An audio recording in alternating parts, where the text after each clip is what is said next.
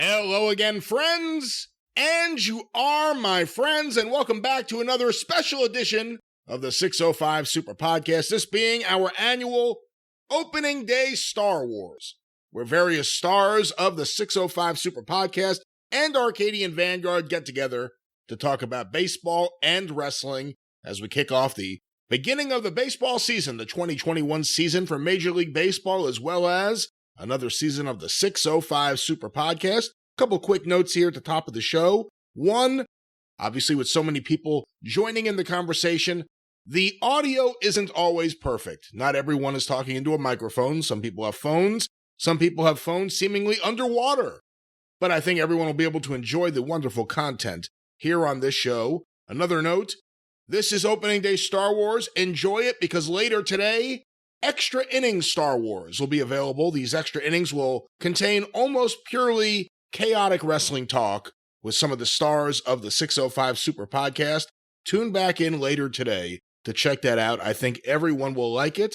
Also want to give big thanks to the associate producer of these episodes, Jace Nacarado, who is just hitting home runs. I guess we'll use a baseball term here, with all the fantastic work he's doing for the Super Podcast and Arcadian Vanguard. But with that, let's kick things off. Opening Day Star Wars starts now. We kick things off here on Opening Day Star Wars with two veterans of the show, and one of them who has been on every single edition of Opening Day Star Wars making various predictions about who he thought would win the World Series. We're going to talk wrestling. We're going to talk baseball. And the first person I want to introduce, the man who, of course, brought everyone Pro Wrestling Spotlight and the Weekend of Champions Wrestling Conventions, and he's just put out his brand new book. Everyone is raving about it. People are already getting their hands on it. Matt Memories, My Life in Pro Wrestling, Country Music, and with the Mets. None other than your friend and mine, the host of Pro Wrestling Spotlight Then and Now, John Arezzi. John, thanks for being here today. Hey, my pleasure to be here with you and one of my dearest friends in wrestling, one of my oldest friends in wrestling, Kevin Sullivan. And of course, you just gave it away, but also on the line, our returning champion, a man who has been on every edition of Opening Day Star Wars, a man who knows his baseball and, of course, knows his wrestling, the Boston Battler himself, Kevin Sullivan. Kevin, thanks for being here again this year. Well, thank you for having me. It's great to reunite with John. John, when are you taking us back to Cebu City? Man. Brian, I'm not going to be one to tell a story that would maybe embarrass John when he was in a tiki hut for 5 days with about 12 naked women. The only thing I saw was empty coconut thrown outside the tiki hut and baby oil. I didn't think you put baby oil on in subtropic weather, but obviously he's Italian, so they don't burn. Hey, you know what, Kevin? I have video of that, and it's not 12. It may be about half a dozen of these Filipino lovely ladies who were actually putting lotion on me. And they looked at me because I was probably 350 pounds at the time, and I had some really nice breasts. They were looking at me like I was like Godzilla or King Kong, and they didn't know what they were seeing. Me in the swim trunks, the mullet, and the Power Twins just laughing their asses off at me. Yeah, it was a great, great trip. We went to the Philippines. We traveled all over the Philippines. We went to Malaysia and we went to Singapore, and we had a wonderful, wonderful time. And Hong Kong, it was crazy. Oh, yeah. Hong Kong was crazy, too. It was great. Great. Well, you know, Kevin, there are so many great stories in John's book, and he does talk about the trip overseas, the IWAS tour in 1993. But another one he tells is about when he was a photographer being kicked out of the Boston Garden by Angelo Savaldi and Coogie McFarlane. I was wondering if you have any memories of Coogie McFarlane.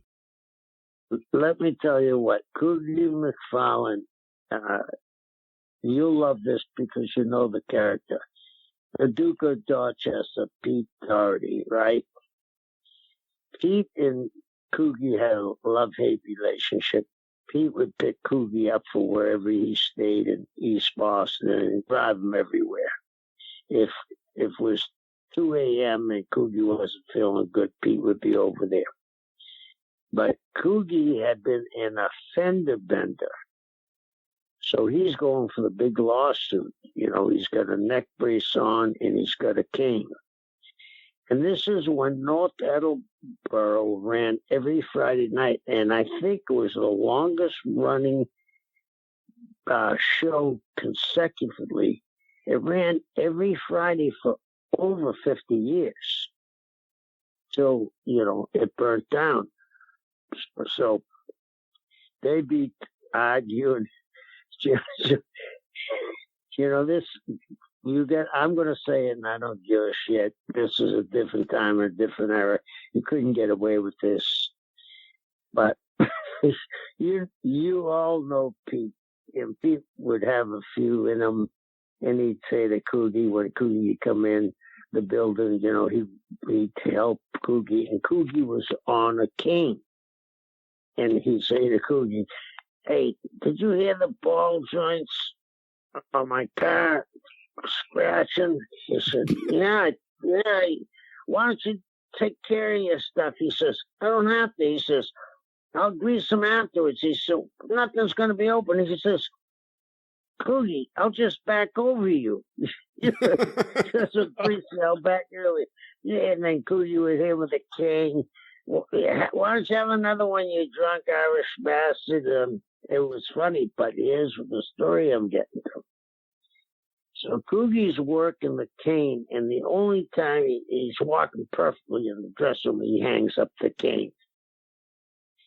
But Coogie used to have a little place he used to go, and he'd have a couple of nips. He was the guy that ran the show along with Angelo Savoli. Well, Pete started cutting 1/8 of an inch off the cane every Friday night. About 4 or 5 months later, it was like he had a miniature cane. He didn't even realize it. You know, Pete says, "You look like the hunchback of Notre Dame. You bent over so far. You ain't going to win any lawsuit." And everybody in the dressing room was in on the joke, and they busted out laughing. And, you know, Coogie was just a ton of entertainment. He really was. John, do you have any idea how he got in the business? Coogie, no, I don't. I don't really. I do have a. Yeah, I don't know. Yeah. Do you remember Jazzo the Clown? Jazzo, this guy Jazzo with the yarmulke? Yeah. George Napolitano used to tell me, like, that's the guy. He's running everything. I'm like, George, you know, it's like he's working me, you know, but he was like, that's the guy. Believe me, that's the guy, Jazzo. And I'm like, he's a little Jewish guy with this rainbow colored yarmulke, knit yarmulke that he used to wear. And he'd be running around the ring and taking jackets back. And he was just this little tiny dude. And George would always say, he's the guy. He's the guy that's running the place here. And you would believe George because he had such a straight face. Yes. He could do that stuff with a straight face. You know what I mean? And a smooth talker, too. George was a smooth talker. Yeah, we had some adventures back then. Yeah. Hey, you know, another thing in John's book, and actually we just recently talked about it, Kevin, on Jim Cornette's podcast, The Jim Cornette Experience, where John was on talking to Jim, where he brought the Sheik in for the 1993 Weekend of Champions convention. I was there. I got to meet the Sheik, which was pretty intimidating, and there are various stories of him chasing people around the hotel lobby with his sword and frothing at the mouth. And I'm curious because John said that he was intimidated to talk with the Sheik. It was all through you. And Jim Cornette said the same thing when the NWA went to Detroit in 1988, it was really you that hooked it up so the Sheik could be there. I believe he showed up one time and then he got mad that he wasn't going to get his usual percentage from 15 years earlier, and he no-showed the second time. But how did you form such a good relationship with the Sheik? I was blackballed at one time because I was working for the Savolis. I was working for Florida. I was working in Hawaii, and Luke Williams was nice enough to bring me to San Antonio. So the Savolis had a powerful guy backing them. He had the rights for Looney Tunes, the Roadrunner and those cartoons. Yeah, Bugs Bunny, Daffy Duck.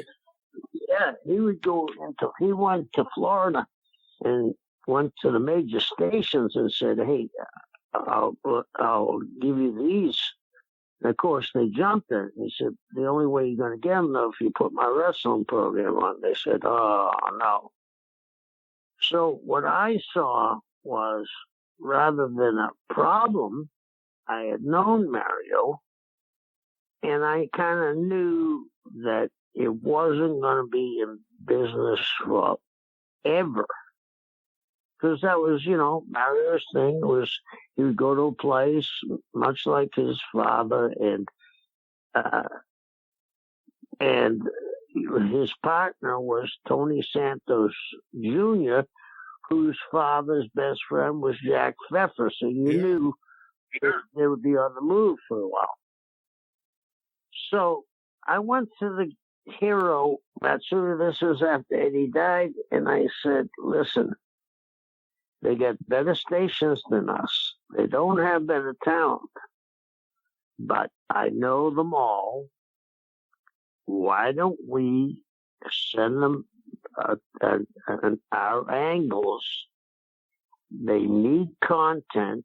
They'll put them on TV. We don't have to charge them, and it looks bigger than Florida now will start looking bigger than it was." And at the same time I was booking Florida, they allowed me to book Hawaii. So me, Mark, Roop, got to go to Florida. So how I became friends with the Sheik, they then decided, what if he decides to turn on us? So I was supposed to wrestle Barry Windham in the main event on a Tuesday night in Tampa, which was our town. We were running in Daytona, and I'm wrestling with Kendall. And they came in, they said, "We want you to put Kendall over." And I said, "I'm wrestling Barry Tuesday." And we had a blood feud. And they said, yeah.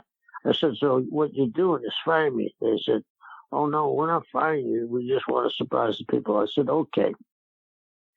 So they said, "Whatever finish you want to do, go ahead and do it as long as it's clean." I said, "Okay." So I said to Mark, "This is the finish we're going to do. Kendall Windham." At that time, as John knows, I squatted 800 pounds. I said, "I'm going to have Kendall Windham put me in the figure 4, Mark. And when he does, you run in. And as I tap out, he's going to small package you. He'll stand up and small package you, and he'll beat both of us at the same time." Well, you could have heard a pin drop when he beat the Kendall. Turned into be a hell of a worker, but he weighed about 160 pounds. Yeah. And Mark was a monster. The people knew there was something wrong. So I come back to the dressing room, and my dear friend Bill Alfonso says to me, "You're fired." I said, "Okay." That's fine. You kind of knew it was going to happen, yeah. Yeah, I said, "That's fine. I'm the guy that gave you the money to buy your first house, and you lied to me, but I understand you're in the wrestling business, so okay." I couldn't get booked. All of a sudden, and I had worked with the Sheik one time when Barnett started to go into Ohio in the Sheik's territory. And the Sheik saw me and he liked me and he said, rather than beat you, I want you to have a DQ and I want you to rip the belt off of me when I'm laying. Never talked to him again. Never talked to him again. I'm sitting at home. I get a phone call. He said, they did the same thing to me. He said, come and work Ontario for me for the summer. I will pay every expense for you, and I will give you $1,750 a week. Guaranteed you'll probably make over that. And we were only going 50-town radiuses. Like we'd go Lethbridge to Cambridge, 50 towns. He put us up in first-class hotels. Every hotel had a gym in it. We would give him in the morning our breakfast tab, our lunch tab, our dinner tab, our beer tab, paid us. So I was an amateur wrestler.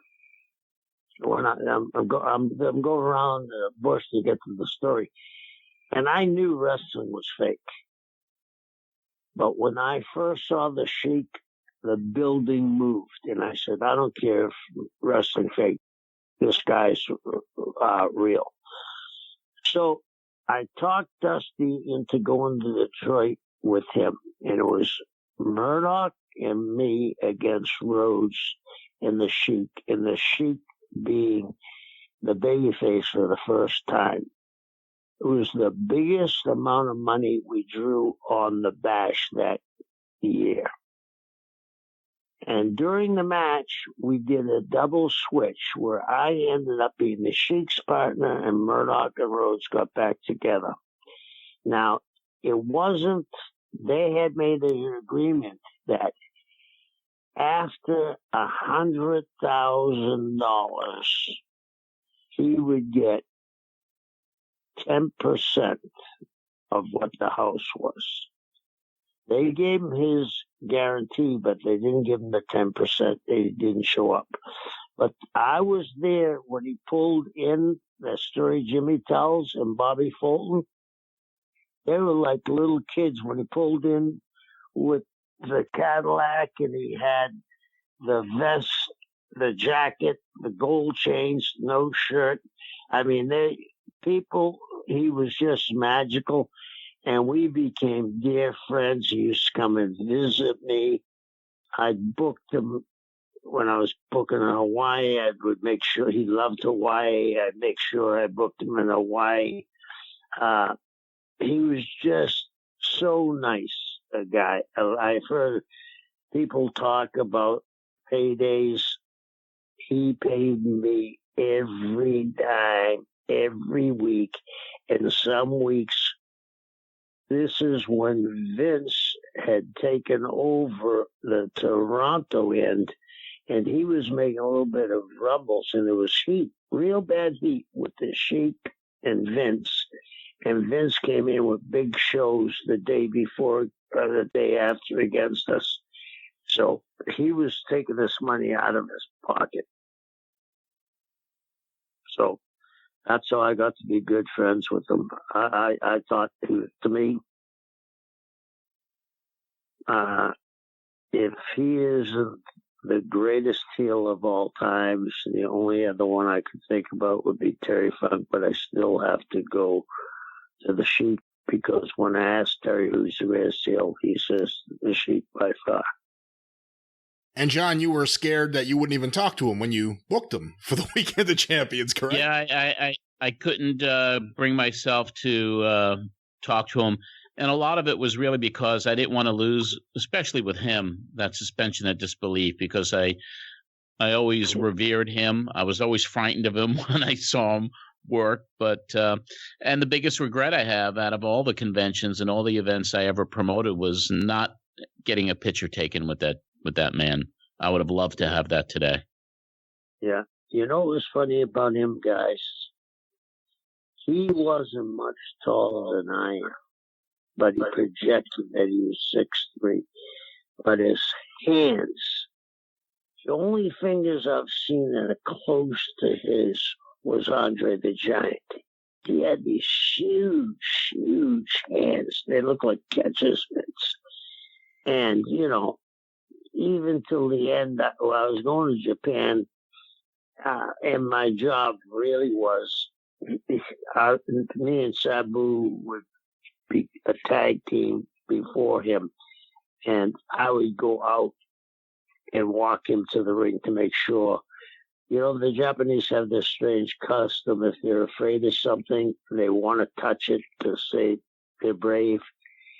And everybody would go around to try to touch him, and I want to make sure no one had something else in their hand. But he would chase everybody out of the building, and he'd have his opponent outside the building, beat him up.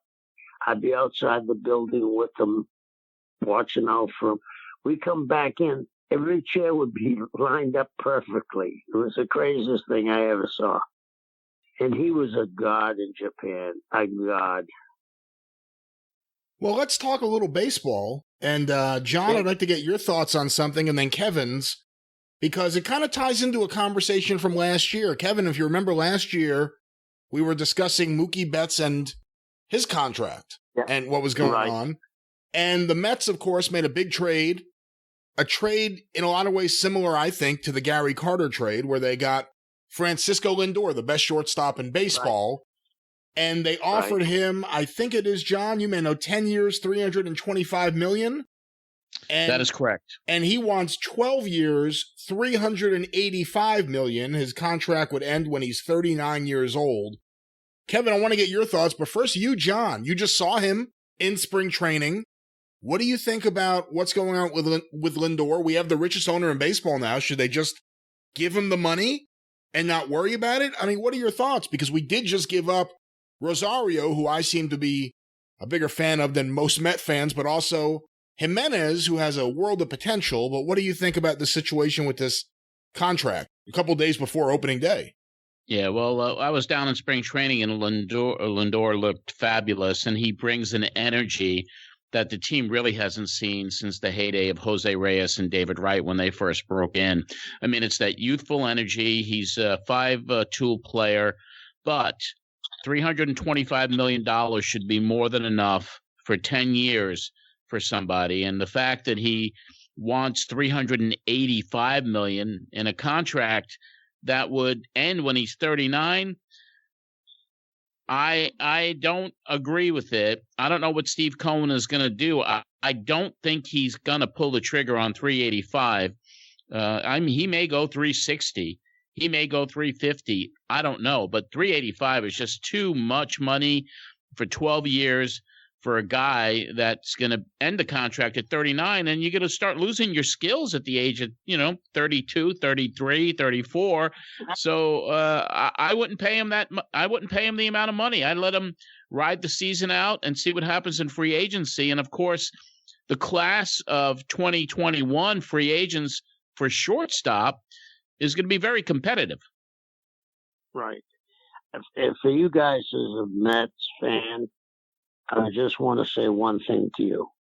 Can you say Albert Pujols? Yeah. Yep. I mean, he went from, the most feared hitter in the league to very, very average quickly. And I've heard rumors lately that maybe he's older than he says he is. But I don't care. I mean, there is a portion, and I'm for all the money any athlete can get, wrestlers, hockey players, baseball players, anything. But John, you said something that's so true. The diminishing returns. Okay? Pedroia, right? He looked like he was going to the Hall of Fame. He didn't play for the last 3 years. He played 6 games. He got injured, and that was it. And they're going to have to eat his contract. What if he gets hurt? I mean, he is the best shortstop in baseball by far. But do you want to take that chance? I mean, I'm with you guys. Hey, I think you can. I heard Ted Turner say the funniest thing at one time. The first time he fell out of the Forbes billionaire club and he dropped down to $900 million in his worth. And they said, Ted, what does it feel like? He says, I hardly noticed the difference. I mean, so, I mean, really, you want to, I don't like to do this, but the Tampa Bay Buccaneers, they're all coming back. And that's because of Brady not being a pig. For him, winning is the most important. But he's going to have any kind of endorsements he wants. And the thing about him, he brings his players with him. Do you remember when he wouldn't do any commercials without his front line, the offensive line with them? There's got to be a point where you've got to say to yourself, okay, after that, with the taxes now that are going to be different, I think the thing is now, isn't it that every dollar after $10 million a year gets taxed at 50%? Isn't that what they want to pass? Yeah, I don't know exactly how it's going to work, but they obviously want to pass something where anyone who would be in the range of salary that Francisco Lindor will absolutely be in will be taxed higher than they were previously. Yeah, and they're giving them an out. It's like the first $10 million, they're going to tax you on the 37 or 39%. Now you're going to pay 50%. So really, you're going to, to me, yeah, your career is a short one. I'm looking at him right now. He's on the cover of Sports Illustrated, baseball preview. He's going to make it up on endorsements, especially in New York. It isn't like he's playing in Seattle or Kansas City. He's going to make a lot of money on endorsements. I mean, there's got to be a little bit of give and take here. So I agree. I mean, it's just, and the Mets have always been snake bitten with these long-term deals that they've done in their history. And Lindor can be the toast of the city if he gets good out of the gate. The Mets do well. Lindor is going to be a media darling, and he's going to get endorsement opportunities that are unheard of. Yeah, I heard. I was just going to say, Kevin, to follow up on your point earlier, I'm all for these guys making as much money as they can because the owners, and we have the richest owner in baseball now, but the owners are making money. These guys bring the value to these franchises when everything works out. It's the years that are the problem. I got no problem paying Lindor more money per year, but give him less years. But I mean, a 12-year contract. I mean, in what other business does that work? And, a 12-year deal? That's insane. I saw something the last year Big Papi played. He was making $18 million, but his endorsements just in the New England area were $20 million. So he's going to make that money up. It isn't like no one's going to have him saying, buy Subway sandwiches or buy this Jaguar. I get my, I drink muscle milk every day. He's going to make the money. Yeah, I agree. And I also think his uniform is going to sell a ton for the Mets. He's going to be one of their biggest merchandise movers. So, I mean, that works out too, but we'll see what happens. The Mets claim that it was their best and final offer.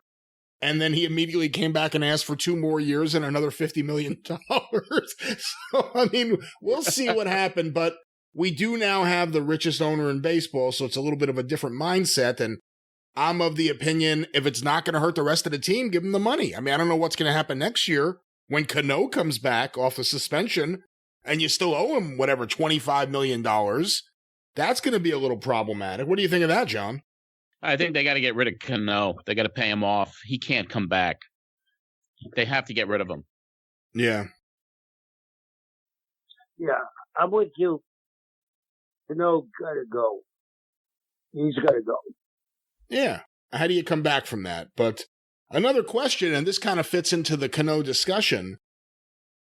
If last year in Major League Baseball, in what was a short season, we had universal DH. And I've always been a National League fan.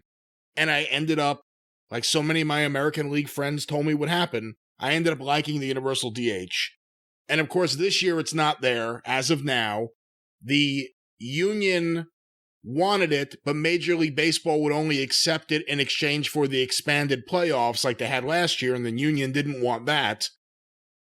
Do you think we're going to get universal DH, and do you think it's a good thing? John, let me go to you first. And of course, this fits into Cano because that's really the only way you could fit him back on the team if you had to, is if you have that DH slot, because otherwise it makes no sense whatsoever. But what do you think, John? Well, I'm right on the same page with you. I never was a fan of the universal DH, but after seeing it in action last year, and especially with what's going on with the Mets, with Alonso at first and Dom Smith, who's in left field now, the Mets need the universal DH more than most teams in the National League right now. They could really take advantage of that. So I'm really hoping that there is a universal DH in the National League. I was not for it because I like that the game is different. It's still more scientific, but you can't stop progress. It's going to happen. And it's going to happen because they will come to the agreement. More playoff games, more money, more interest. Teams that haven't been in the playoffs for years will end up being there. It will revitalize some clubs. So whether we want it or not, it's going to happen. See, I'm with you to a degree. I agree that you can't fight against progress, but I didn't like the expanded playoffs, and I got a problem with getting more teams into the playoffs. The wild card took me a while to accept, and then they added a second wild card team, and I said, okay. But the idea of just having so many teams in the playoffs, I don't know, I guess I'm old enough, even though I'm younger than you guys, that I remember what a big deal it was to win the pennant. So now all of a sudden, to have all of these teams in there, and some team that has the worst record in the league, or not the worst record in the league, but of all the playoff teams, could go in there and somehow be the National League or American League champion. It's hard for me to like that. What do you think, John? I don't like the expanded playoffs. I think there's too many teams that have that get in, and it's really confusing to me to see how it unfolds. And let's just stick to what we got. If you have 2 wild card teams, that's fine. But I don't want to see expanded playoffs in baseball. Okay. I'll tell you why I think he'll do it. 1967 was the last pennant race in the American League. 4 teams were in tied for first place with 2 games left to go. The Tigers, the Red Sox, Minnesota, and Chicago. If they did away with it, with the most exciting playoffs, most exciting pennant race in the history of baseball, they're going to do what they want to do, and they're going to expand. That's my belief. That is a good point. You know, I'm a big Mets fan. The Mets would have made the playoffs every year from, 84 on in the 80s if there was a wild card. And, of course, we made the playoffs twice, and we won the World Series once, and a lot of those teams were fantastic teams that won 95 games and didn't get to the playoffs. It's a different world now, but I don't know. It bothers me a little bit, the getting so many teams into the playoffs. But let's go to wrestling for a second. Kevin, you know, the last time wrestling was successful on TNT, you were the booker. Right. What do you think now of the current product of AEW on TNT? Do you watch it much? Do you have overall thoughts? Do you think same thing as baseball, that you can't fight progress? This is just what it is? Or do you think that there's a lot that they're missing the boat on? This is just my opinion. These guys are much better athletes. We all know that. But I watch guys come in the ring that look like waiters at the Olive Garden. I'm going to ask you guys a question. Have baseball uniforms changed much in 50 years? I don't think so. Football uniforms? Not much. Basketball uniforms? Yeah, they got rid of the short pants and the long socks. Hockey uniforms? No. Boxing? Definitely not. MMA? Not. Now, I'm going to ask you the big question.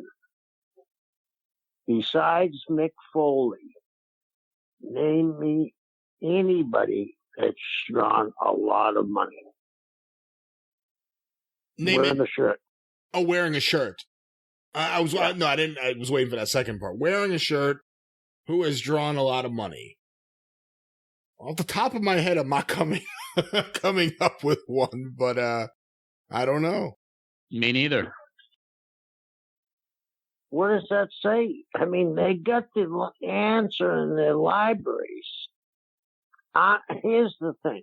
I brought the luchadors into WCW. I brought Conan, and then Conan explained to me, and then I studied that. When I decided I was going to do it, I was in Denver, and I saw Mexican flags in the audience. I said, in Denver? And I said, wow, we're missing the boat. And then Chicago, I went, I started seeing Mexican flags. But those guys, Rey Mysterio looked like $1 million, so you could get away with a willing suspension of disbelief. There are guys, and again, I'm not knocking anybody, because most of the guys that are drawing money still look like wrestlers, but there's some guys that look like they do my lawn. I think when you go into a movie, I'll give you the best example. You remember the Marvel movie just recently with Hulk when he came to Thor when he came to the Earth? Yeah. And he got depressed and became a drunk and got really fat. Do you remember that? I think it was Avengers Endgame. Okay, you guys remember that, right? Yeah. What if they started that movie like that? Would he be over? Probably not as much, no. What I'm getting at is, you see the MMA guys, they're not jacked up on steroids. I don't think steroids the answer, but these guys pass real strict tests. Boxing, they pass real strict tests. Baseball, I'm sure the tests are really difficult now. There's no more Brady Boone hitting 50 home runs, right? Yeah. Was that his name from Baltimore? Oh, well, Brady. He had him first. Yeah, well, Boone was a different player who's a second baseman who hit all those home runs. Brady Anderson was in Baltimore. Brady Anderson, yeah. So what I'm getting at is, I think a lot of this is camouflage. And I hear people say, well, the ratings are down. We've been captured for a year. Me, probably more than anybody. I don't know if you know this, John. Brian does. I live in an island, so I'm as isolated as you can be. So I'm a Netflix geek and a YouTube.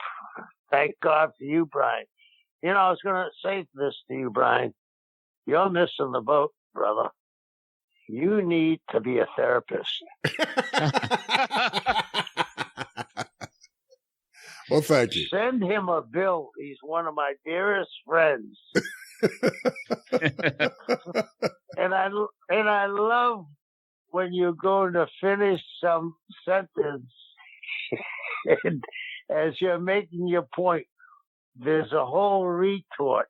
The one that got me, and I know I'm going to get a heat on this one, Catmandu. There's a fucking war that may happen over Catmandu.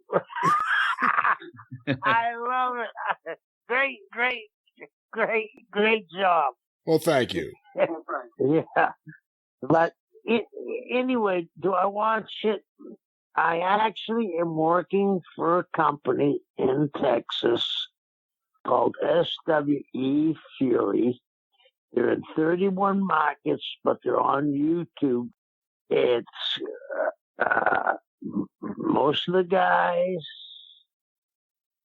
I'd say 90% of them have wrestling gear on. They whack each other pretty good. I mean, you know, it's not a ballet. There's a lot of violence, but they're not a publicly traded company. You know, so they can get away with a lot more.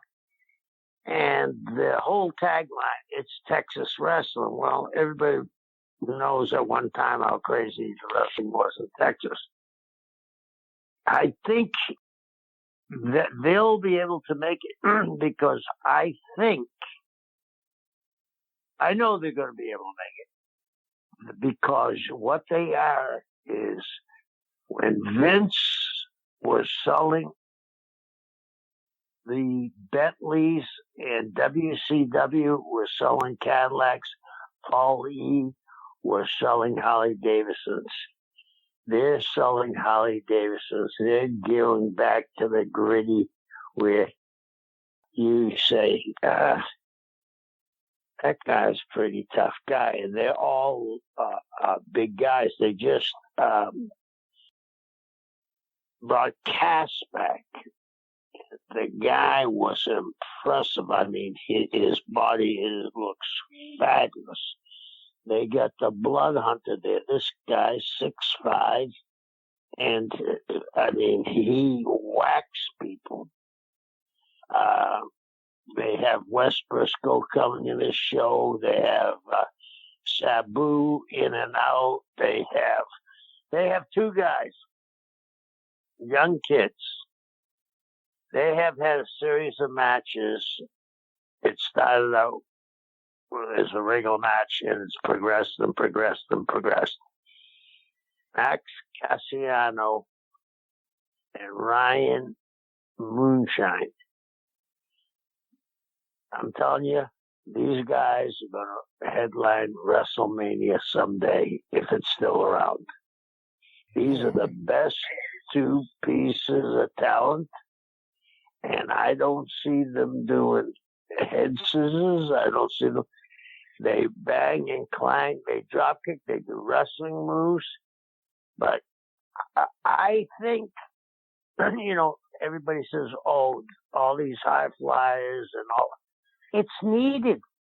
You know, wrestling is still a circus. If you don't like the sword swallow, don't worry about it because somebody's going to walk the tightrope. And then after that, you know, no longer but you're going to see the pretty lady ride the elephant. And at the end of the show, Gunther Gabriel Williams is going to open the lion's mouth and stick his head in. There's something for everybody. I think we're falling into a pattern of how many dives can you see? And I like that line JR had. It looks like a covey of quail sitting out there. You know what I mean? Yeah. I like some of it. I love some of the young talent like Daniel Bryan and Roman Reigns. When they were booming out of the building, I said, it's so easy to dislike this guy because you're shoving him down their throat. I think putting him at Paulie was a brilliant move. Make him, the Polynesian savage, a chief, or whatever. What's his handle? He's is it the head of the family, the head of the table? I forget what it is. One of those two. Yeah, I think it's both. It's head of the table. Yeah, I mean, so they did a great job putting with Paul E. I mean, they still, and look at this. He looks like $1 million. Brock looked like $1 million. McIntyre looks like $1 million. The only thing I have a problem with them product is scripted interviews. How does anybody know what that person is? Do you think Dusty Rhodes would have been Dusty Rhodes if they scripted it? I remember talking a couple of months ago to Terry Funk, and he said his last trip up there, the guy gave him a script, and he looked at the guy and he said, "What's this?" And he said, "Oh, it's a script for you to read, because that's your interview." He said, "Listen, Sonny, I know how to do Terry Funk. I've been doing it for 60 years. Here's your script." I mean, I think if they would loosen up, and hopefully they will, but here's the other thing that I thought was very strange. With all their arsenal, when NXT went against AEW, are they still going head to head, or they changed the nights? I believe two more weeks, and then NXT moves to Tuesday nights. And NXT's getting beat. And they're sending guys down, right, from the main roster? Sometimes they had been. Not as many recently. It's kind of like they stopped fighting the war. They just accepted. I think early on they were afraid that AEW would have 1.5 million people every week, but when they saw that, they're getting between 750 and 850, and if there's something big like Shaquille O'Neal, they get just under 1 million. It wasn't as urgent a mission to fight them and stop them, so they stopped sending major stars from Raw or SmackDown down to NXT, and now they're just moving off Wednesday nights altogether. Okay, let me ask you something. This goes back to Lindor. Did you say 800,000 with Shaquille? No, I think Shaquille was just under 1 million, 900, maybe 970, around there. Okay, and how many do they do? 750 usually? Let's bump that up a little just to be fair. Let's say 780. Okay. Do you think he was worth that, to draw that? And was his disappearing act, where did he go? Was that ever explained? No. It was never, ever explained. And no, I don't think it was worth it. And I think they blew it. If you're going to have a celebrity like Shaquille O'Neal, you have to have a really good program. You have to have a way of getting from A to Z. The whole program was disjointed, even without Brandy getting pregnant. It made no sense. And I thought, even though they tried to have Cody do a bunch of interviews and stuff the week before it, I just don't think they hyped it up enough that Shaquille O'Neal was going to be wrestling. I didn't hear too much buzz about it from people who weren't wrestling fans. And the other thing is, we saw the reaction of NBA fans who hung out after a game to Chris Jericho and AEW, What we saw now was a different side of it. We had a bunch of people who tuned in just to see Shaquille O'Neal and then didn't come back the next week. They didn't see enough to hook them to come back, even with the disappearing act that wasn't explained. And that's the other thing. When you do something that severe, you need to have an answer. You can make it a mystery book and keep it going week after week and drop hints, but not to mention it again, it puts everybody in a bad light, especially because they got great commentators. Tony Schiavone is an underrated commentator in my book, and JR is as good as probably as there ever was. So that puts them in a bad light because they're meeting people, at casual setting. They go in together at dinner and they're having a drink at the bar, and someone says, "Hey, whatever happened to Shaquille O'Neal?" Well, did Cody take him? Did the Mars rover come back and give him a ride around Disney? What the hell happened to him? Well, the other thing, but Kevin, the other thing too is, and we'll get a little more baseball and some other stuff in here in a second, but he got laid out and put in an ambulance based on Cody Rhodes going with him through a table. And on the same episode, you had the Young Bucks each put another guy through a table. They came back. They were fine. But Shaquille O'Neal was put in an ambulance. Let's not even talk about him vanishing from the ambulance. But if you're going to do that angle and have someone go through a table, I mean, you tell me, you're the booker. I'm just the armchair booker over here. Who cares what I think? But you're the booker. If you're going to have this big angle where a guy gets put in an ambulance because he goes through a table, why would you have other guys on the same show going through tables? And he's a professional athlete, a real athlete, because people tune in to say, if you think this could be real, a few people, that's all you need is a few people. And as I recall, didn't they used to have Hack-a-Shack where there was 5 basketball players beating the shit out of him so he wouldn't dunk? I mean, he gets laid out on one table shot. Just didn't make sense. Yeah. And that's what I think that's the problem we have today in any wrestling company is I don't think people book far enough out. I've been around a few writers. My daughter's godfather is a writer, and pretty successful. And I asked him about it because I think I could learn things. And I said to him, what's your process? He said, you got to know the end of the book before you even write the first word.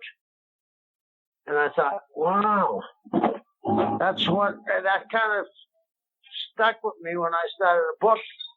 I said, I got to know where I'm going and how I'm getting out of this. I just can't say, we'll figure that one out next week. John, I want to jump to you real quick. One last wrestling thing before we finish up with baseball.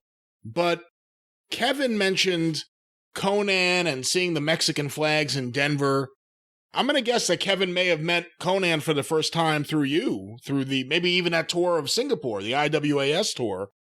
But when you and Ron Skoller teamed up to bring Lucha Libre to the United States, working with AAA, working with Antonio Pena, did you think that was how it would end up? Did you think in WCW or one of the major promotions they would start bringing in luchadors? Like, what did you think, if anything, the end of it would be? Or where'd you think it would go? Did you think it would just be one-off shows, or did you think that style of wrestling and those wrestlers would get brought into the States? When we did that first show in Los Angeles in August of 1993, and we turned away 8,000 people, and the heat in that building was unlike anything I'd ever seen before. In my gut, I kind of figured like, all right, if this is a huge success, and it really was, I thought it wouldn't be long before these guys were going to get cherry-picked one way or the other by either Vince or WCW. And then when Paul E. brought him in, of course, there was even more exposure for them. And before too long, what I felt came true, that these guys were cherry-picked. And before you know it, WCW and Kevin, with his insight, started bringing these incredibly talented performers in that the mainstream American audience had never seen before. That was a great question, Brian. So I actually did steal that idea for you, John. Kudos to you. Because I had never met Conan until that night you had the little banquet where you were introducing people. Were we in Miami getting ready to leave? Where were we? I believe it was in Tampa. Was it in Tampa? Hello? Yeah, I guess it'll be a mystery. Kevin, are you there? Oh, we lost Kevin. Let me add Kevin on. We can wrap up this segment. What a mystery. What a way for him to disappear. Let me add Kevin back in here. Again, he's on an island, so every now and then there are connection issues. We are dialing the Taskmaster, the Games Master, right back up right now. There he is. Kevin, we're still recording. John said he thought it was Tampa. Tampa. Okay. Didn't we fly out of... We flew out of JFK. Well, we flew out of JFK. Well, that's right. It was Tampa. You're right. Yeah, because we cut promos down there. Yeah. But yeah, I mean, But John, I'm sorry. No, John, I think you saw something. Yeah, I mean, I totally did, and you know, that Southeast Asia tour was kind of historic in a lot of ways, not just because I brought the Luchadors in and the Mexican Minis and Conan, and that's even where Paulie put Public Enemy together. So I mean, a lot happened on that tour. A lot of stuff happened on that tour, which bore fruit for organizations after that tour was over with. Right. Kevin, how do you think the Red Sox are going to do this year? Horribly. Horrible. What has happened to your team? I think they built LeBron James out of some money, don't you? I mean, you know, buy this 2004 car. It looks beautiful. Only got a few miles on it. You know, to me, and this is just me, Bagwell in Houston was ours. We got rid of him, which was a travesty. But to get rid of Mookie Betts, what were they thinking? The only thing I'm glad that LeBron bought into the Red Sox, that bastard Tom Yawkey spinning in his grave. That's right. That's right. Yeah. John? Yeah, I don't see anything the Red Sox doing anything for a couple of years. Well, now's the part of the show we have every year where we predict who we think will win the World Series. I'm going to not surprise anyone. I'm going to, as I do every single year, I'm going to pick the New York Mets. I really do think we have a tremendous lineup. The pitching rotation, being led by the best pitcher in baseball, has a chance to be special, especially if Syndergaard has anything to contribute when he comes back. The bullpen, hopefully we don't see too much of them, but you never know. I think the Mets have a really good chance, but the East is tough this year. John, who do you think will win the World Series? I didn't predict the Mets last year, but I am going to go with the Mets this year because from what I saw in Florida and the new energy in the team and the new ownership, who mid-season, if they're in it, he's going to make moves. And I think if Syndergaard comes back as Noah Syndergaard with DeGrom, if Stroman in his walk year has a decent year, I think the Mets are gonna go very, very far this year. Now, who do you think Kevin's going to pick? Is he going to pick the Tampa Bay Rays? Is he going to pick? No. Is he going to pick an American League team or a National League team? What do you think, John? Who's Kevin going to pick? Kevin is going to go American League East. No. If you guys are 10 games out in the stretch, you'll have Mookie Betts. He'll pay anything to beat the Yankees. Yeah. I picked the Mets. Hey! There you go. If they need any help at all, it's an open checkbook. That's why he wants to keep some cash in reserve. He knows what they're doing. You got to pay for winners. So I'm picking the Mets too. You know, I always knew Kevin was a genius. I just thought it was a booking genius. I didn't realize he was a baseball genius too. What were you going to say? There you go. I think it's a whole new era for the New York Mets. And Kevin, for you to predict the Mets as well, just reinforces what I think, what many Met fans think. With Steve Cohen as the owner of this team, I think the Mets are going to be in for a long stretch of very competitive years. I think they're going to bypass the Yankees. People are going to, 10 years from now, people are going to say, how long ago was it when the Yankees were good? I mean, I see this guy. This is what they needed. This is exactly what they needed. An owner that wants to win. And just for the flip side, I don't know what happened to Robert Kraft. But now he opened up the checkbook because he understands that Belichick had been bullshitting him all these years. Oh, it's my system. You got Brady going down there at 147 years old, and they're favored to win the Super Bowl again. So, I'm rooting for the Yankees to lose.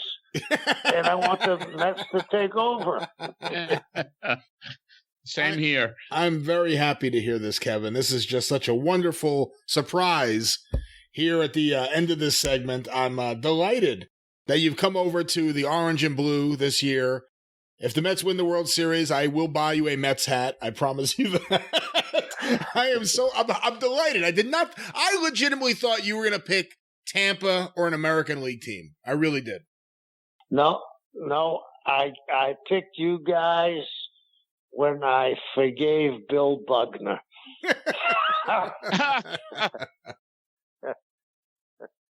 Well, John, as we begin to wrap things up here, once again, I know everyone knows about it, but let the listeners know once again about your new book, Matt Memories, a wonderful book that tells your tale of not just your time in wrestling or country music or baseball with the Mets, but really the story of your life. And it's a fascinating read, and a lot of people are learning a lot about you, and they're becoming even more interested. We've had a lot of new listeners to Pro Wrestling Spotlight Then and Now, people who just want to relive this now with you because they're rediscovering you through this book and the publicity for the book. Let the listeners know a little bit about it and how they can get it. Well, I mean, it's really done amazing. When I looked at the charts today, when we had 3 of the top 4 positions on Amazon for wrestling books, it's an eye-opener. I'm hearing from people I haven't heard from in years. Everyone is loving it. Everyone is saying, well, we're really getting to know a lot about you and your past lives and everything that you've done. But the book is, I'm very proud of it. It's my life's work. And you can get it anywhere books are sold. And you go to Amazon and pick it up there. You can go to Barnes & Noble. You can go to anywhere to get it. But if you want a very limited edition, signed and numbered copy of it, just send me an email at john@mattmemories.com, and we'll make sure we get a link out to you where you could get one signed and numbered from me directly. John, now that we have Kevin singing Meet the Mets, can we get a free copy for Kevin? Absolutely. I just need Kevin's address, and I'll get one out to him this week. All right. That's what I want to hear. Thank you, guys. I had a great time. And thank you, John, for the book.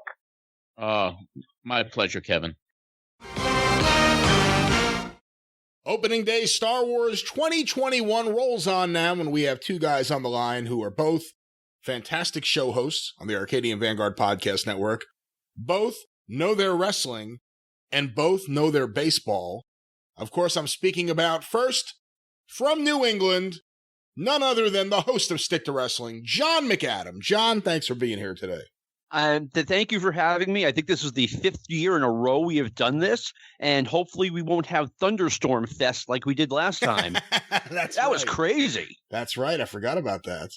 And also on the line, I was about to say from our nation's capital, but he's really not. But he's rooting for our nation's capital in terms of baseball teams. The host of the Mid-Atlantic Championship podcast.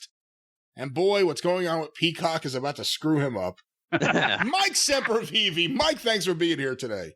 Hey, it's great to be here. It's great you have me on with John, so you can make me feel extra bad that I cannot stick to a schedule to get shows up in a timely fashion where he always does. But never fear, everybody. Don't worry. Both Roman and I have 1982 into its conclusion, so we at the very least go with that, and then we will decide on what we're going to do with the future of things here because of Peacock screwing everything up. You know, real quick, before we talk any baseball here, let me bring this up because I actually went... we're recording this segment here, Sunday the 28th, and I went to Peacock earlier because I was recording an episode of John Arezzi's Pro Wrestling Spotlight Then and Now, and it was the episode where Sergeant Slaughter just beat the Ultimate Warrior for the title at the Royal Rumble, 1991. January 20th, 91 is the date of the show. The Rumble, I think, was the day before, the 19th. So after we were done recording, I said, I want to go just watch this because I was listening to the recap, and it was... They immediately sent General Adnan back because of security concerns, and it was extra security there to escort Slaughter back, but luckily they had Savage get all the heat from the Warrior when take it away from Slaughter, I should say, when he hit the Warrior with the scepter. And I just hadn't watched that match in at least 25 years. That's not really one of those matches I go back and revisit. So I'm watching the match. I was trying to watch the match. I go to the network. It's already gone. It's already sending me, the network is now on Peacock. Go there. I thought it was going to be like the 6th or something when Peacock goes away, or the network goes away. And then I went to Peacock, and what a miserable experience that is. Finding the rest, I couldn't find the Royal Rumble. There's no easy tab to just find Royal Rumble. So it took a little while, and then I watched the match, or portions of the match, but... everything that's on the network is not going to be on Peacock for at least a little while, and when it goes back up, who knows what form it will take. What are your thoughts on this, Mike, as someone who, has utilized Peacock for watching a lot of different events, past and present, for your work, for the work you do on Wrestling Observer Live, and, for what you do on the Mid-Atlantic Championship podcast? Oh, it sucks. It hurts like hell. And I'm one of those people that's lucky enough to have a good collection and a good library of stuff at my fingertips on my computer, and that's good, but it's bad for everybody else who doesn't have that luxury and who is trying to get into wrestling or learn about wrestling history. Those things are gone. And, forget about the fact that they're also going to be doing, a whole lot of editing, and there's a lot of stuff that's going to go the ways of Song of the South, unfortunately, or fortunately, I guess, depending on how you want to look at things. From my point of view, it's unfortunately that a lot of things are going to be edited off. But who knows if we're ever really going to have a true WWE network again, even for all these things are going to be uploaded onto Peacock. Once 5 years is over, and I know a lot of people have already, kind of speculated about, well, in 5 years, finally we'll have a network again. Not necessarily true. If somebody else is willing to give them $1 billion or whatever it is for the rights of the network, they're going to do the same sort of thing.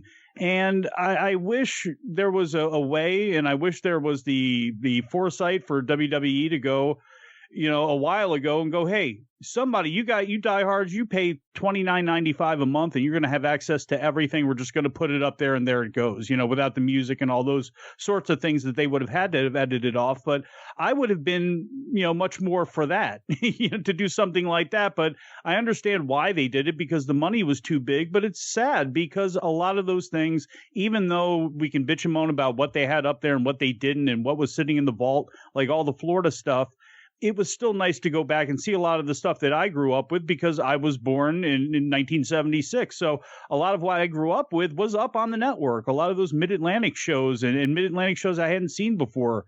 And a lot of that sort of stuff all through the World Championship Wrestling era. So it's disappointing. It stinks. One thing that NBC needed to work on long before they got WWE's network was their layout for Peacock. It sucks. And I've used it since day one because being an Xfinity subscriber, we got the beta testing for it. And frankly, it hasn't moved much since then. And that's something that a lot of people are going to be complaining about if they even decide to go over and take their hand at Peacock. Because I know a lot of people listening to this show, they probably have this stuff at their fingertips too and are probably saying the hell with this. Here's my prediction. This is the first step. I don't think the network is ever coming back, and this is the first step towards WWE being sold finally to a large company. What, to NBC, specifically to NBC Universal? Yes. Because they can't be sold to Disney while this deal is going on with NBC for the content. And to be frank, too, when you look at Universal and what they have in their portfolio and the types of things they can do, it's not like Disney couldn't, but I think Universal and just the relationship they've had for so long, I think they were far better suited to take it than Disney or frankly, almost anybody else would. Well, Disney looks, when it comes to the properties that they bring in to the family, they look at also the theme parks. And you're not going to have fake Hulk Hogan's and Roddy Pipers walking around Disney World. You know, kids aren't going to be running up to a fake Undertaker to have their pictures taken. They're not going to do that. It makes more sense for an NBC Universal for a number of reasons, including the USA Network relationship. But when it comes to the network, the people in Canada, the people in Europe, the people outside of the States, does the network stay exactly the same for them?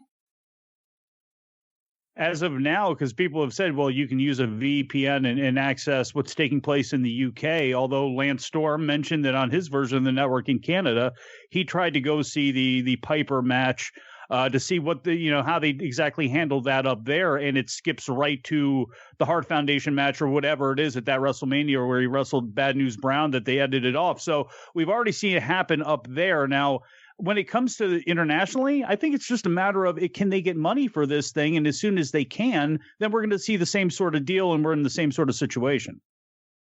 Yeah, it's troublesome for wrestling history. I made the point on Jim Cornette's show recently that I'm against the whitewashing or the scrubbing of these things that may be problematic and at times were problematic in wrestling. I think it does everyone better to explain it, to talk about it, to have a conversation about it than to pretend it was never there. Which is what that is doing. To take that Roddy Piper Bad News Brown match, and Roddy Piper stupidly painted himself half black. It was stupid. If you listen to the promo, he says, we're all the same on the inside. Again, it doesn't justify being not even half blackface, half black body. But to just erase it, that I have a problem with. Because where do you draw the line? And I watch a lot of Mid-South wrestling. Are they going to start editing Bill Watts' commentary on everything? On Russians, on Iranians, on, saying the word ghetto nonstop when trying to put over an African-American wrestler? Where do they draw the line? And also, you need to be able to look at things in historical context. If you're erasing or scrubbing things based on the social norms of today, you don't get to properly learn everything you need to learn about yesterday. But John, what do you think? I totally don't like it. I just, I'm getting older. I'm 55, and I remember the good old days where if you didn't like something, if it offended you, change the channel. And I think we should all have the right to say, okay, I want to see this versus I don't want to see this. Yeah, I agree. And, we've dealt with so many issues with the network with just the rights issues where they don't want to pay. I mean, this killed Mid-South Wrestling. They don't want to pay for the songs.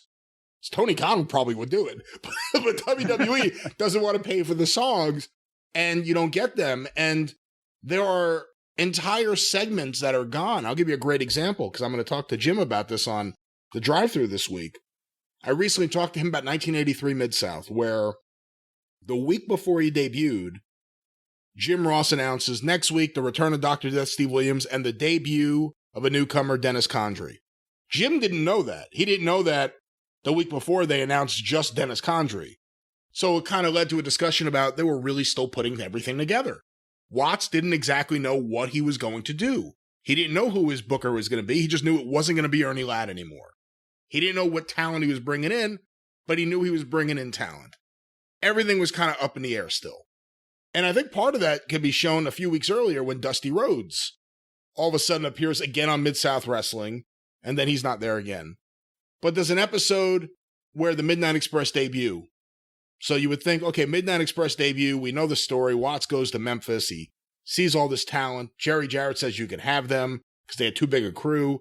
And you could have my booker, Bill Dundee, because him and Jerry Lawler don't get along. Actually, he wasn't really the booker at that time, but you could have Bill Dundee. He can be a booker.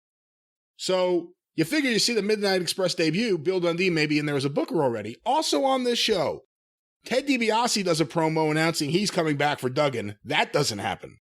Ted DiBiase doesn't return until, the fall of 84. And this is November 83.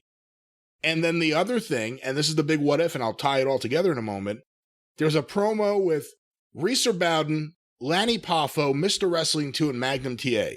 2 weeks before, they set up the whole Wrestling 2 as the mentor to TA. Now Lanny Poffo's with him, and they announced that Poffo and TA are going to be the tag team, and then 2 turns on him in the promo. I don't mean like hits him with a chair, but just he goes, now Lanny, you come from a bad family. And he just starts running down the Poffo families right to Lanny's face. And then they have a match with TA and Lanny teaming up, and on commentary, Watts is just putting over how dastardly Angelo Poffo and Macho Man Randy Savage are. Never seen in Mid-South Wrestling up to this point, so no one there has any frame of reference. The next week, once again, Randy Savage brought up on commentary, run down by Bill Watts. What kind of character this is. Then they do, and this is not on the network, it is TA and 2 doing a promo in front of that Mid-South backdrop, and they go to footage from Lexington, Kentucky, narrated by Jim Ross, of Macho Man Randy Savage. On the network version, which is now gone, that segment didn't air. They went right to TA and 2 sitting in a production booth reviewing footage, not of Randy Savage. So that was scrubbed from history. You wouldn't even know it was there. We're going to be able to play it on the show because we have all the content. But there's an example of something that was just already gone for no good reason, just wasn't there in their version. And to the bigger topic, I think it is my hypothesis that Bill Watts' original plan was TA and 2 versus Lanny Poffo and Macho Man Randy Savage with Angelo as their manager. That was going to be the program to set things in motion for the eventual 2 turn on TA. But, John, you know your Mid-South Wrestling. What do you think of any of this? I mean, I think you've tied it together well. I have seen that Randy Savage match with Jim Ross doing commentary, and that all falls into place. I mean, I saw that the interview where 2 kind of turned on Lanny Poffo, as you explained, and it was really like, it took me aback. I'm like, why is he doing this? Well, obviously they had the idea in place to turn Mr. Wrestling 2 heel. But getting a little bit off that subject, I have a big question for you, Brian. You were in the music industry. My brother is a Berkeley grad. His answer was not much. How much would it cost for the WWE to be able to use all the music? It depends. It would be a case-by-case basis. Would it? Yeah. Who owns the publishing? Who owns the mechanical rights? Who owns the master recording? Are the artists on board? Every deal is different. There was a time where if you wanted to use a Beatles song, you just had to go to Michael Jackson. Not for the master recording, but the rights to use like a new version of John Lennon singing Revolution. There was a time before that where you would have had to gone to Sir Lou Grade. I mean, you know what I mean? Like, it depends who owns it. Depends who the publisher is. It's all different. There's no like set thing. Now, Tony Khan recently, the 2 cases I heard were Baltimore's Tarzan Boy. It's for Jungle Boy. And I just heard this and I was like, oh no, don't ruin the Pixies for me. He got Where Is My Mind for Orange Cassidy. Oh no. And he got the rights to use them in perpetuity, whatever form they want. So that means digital distribution, on-air broadcast, live performances, the wrestling being a performance for this example. So he's doing it now. It's probably easier to do that going forward than to go, Hey, Queen, another one bites the dust. We would really like to get the rights to it. Okay, how many times would you like to use it? Well, we already kind of used it a few hundred times. We just want to be able to reapply it to the recording or to the television show. There's no set answer. It all depends, because you can play hardball.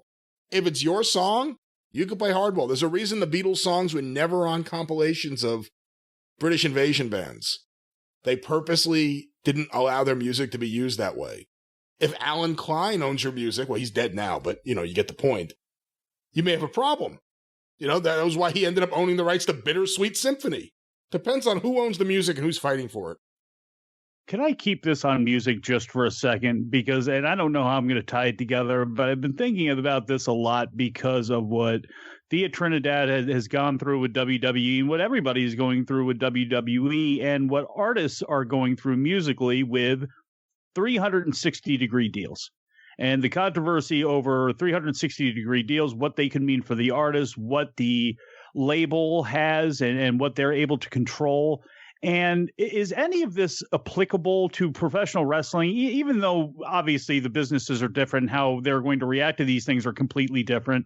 But when it comes to WWE wanting to own the rights to your Twitter name, your IG, your this, your that, are we in a kind of the same sort of position with wrestlers where they may, even though they probably won't, they should start looking at this in the same sort of thing when it comes to their value and it comes to all these things that they thought they could make money on their own that now WWE wants a piece of, their touring or whatever it would be in music world?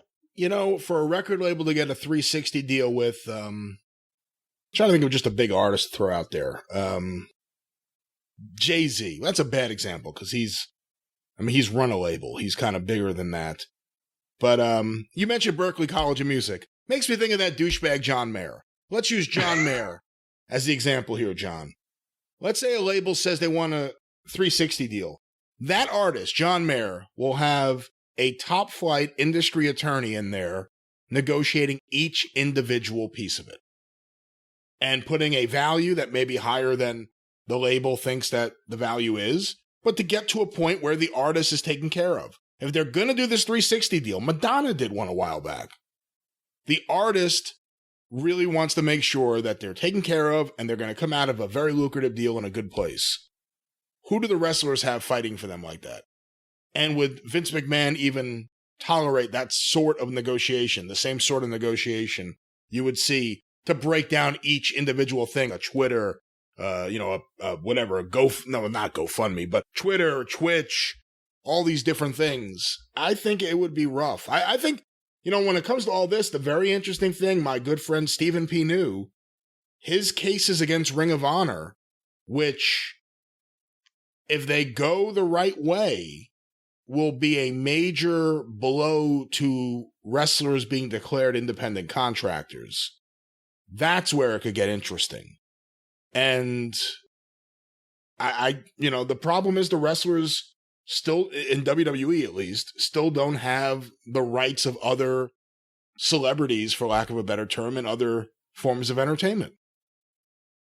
I mean, WWE employees, the wrestlers themselves, being listed as independent contractors. I mean, if you study anything regarding what defines an independent contractor, it's insane. It's completely insane, and everyone knows it. I mean, it's not like there are people who say, well, they really are independent contractors. No, everyone knows the realities of the situation.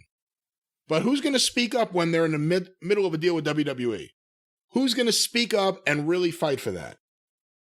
No one. Jesse Ventura. You know what I mean? Like, no one is. No one is at all. So if it happens to Ring of Honor, then that could spread industry-wide. And that's where it could get interesting. That's where it can get very interesting. But we'll have to see what happens.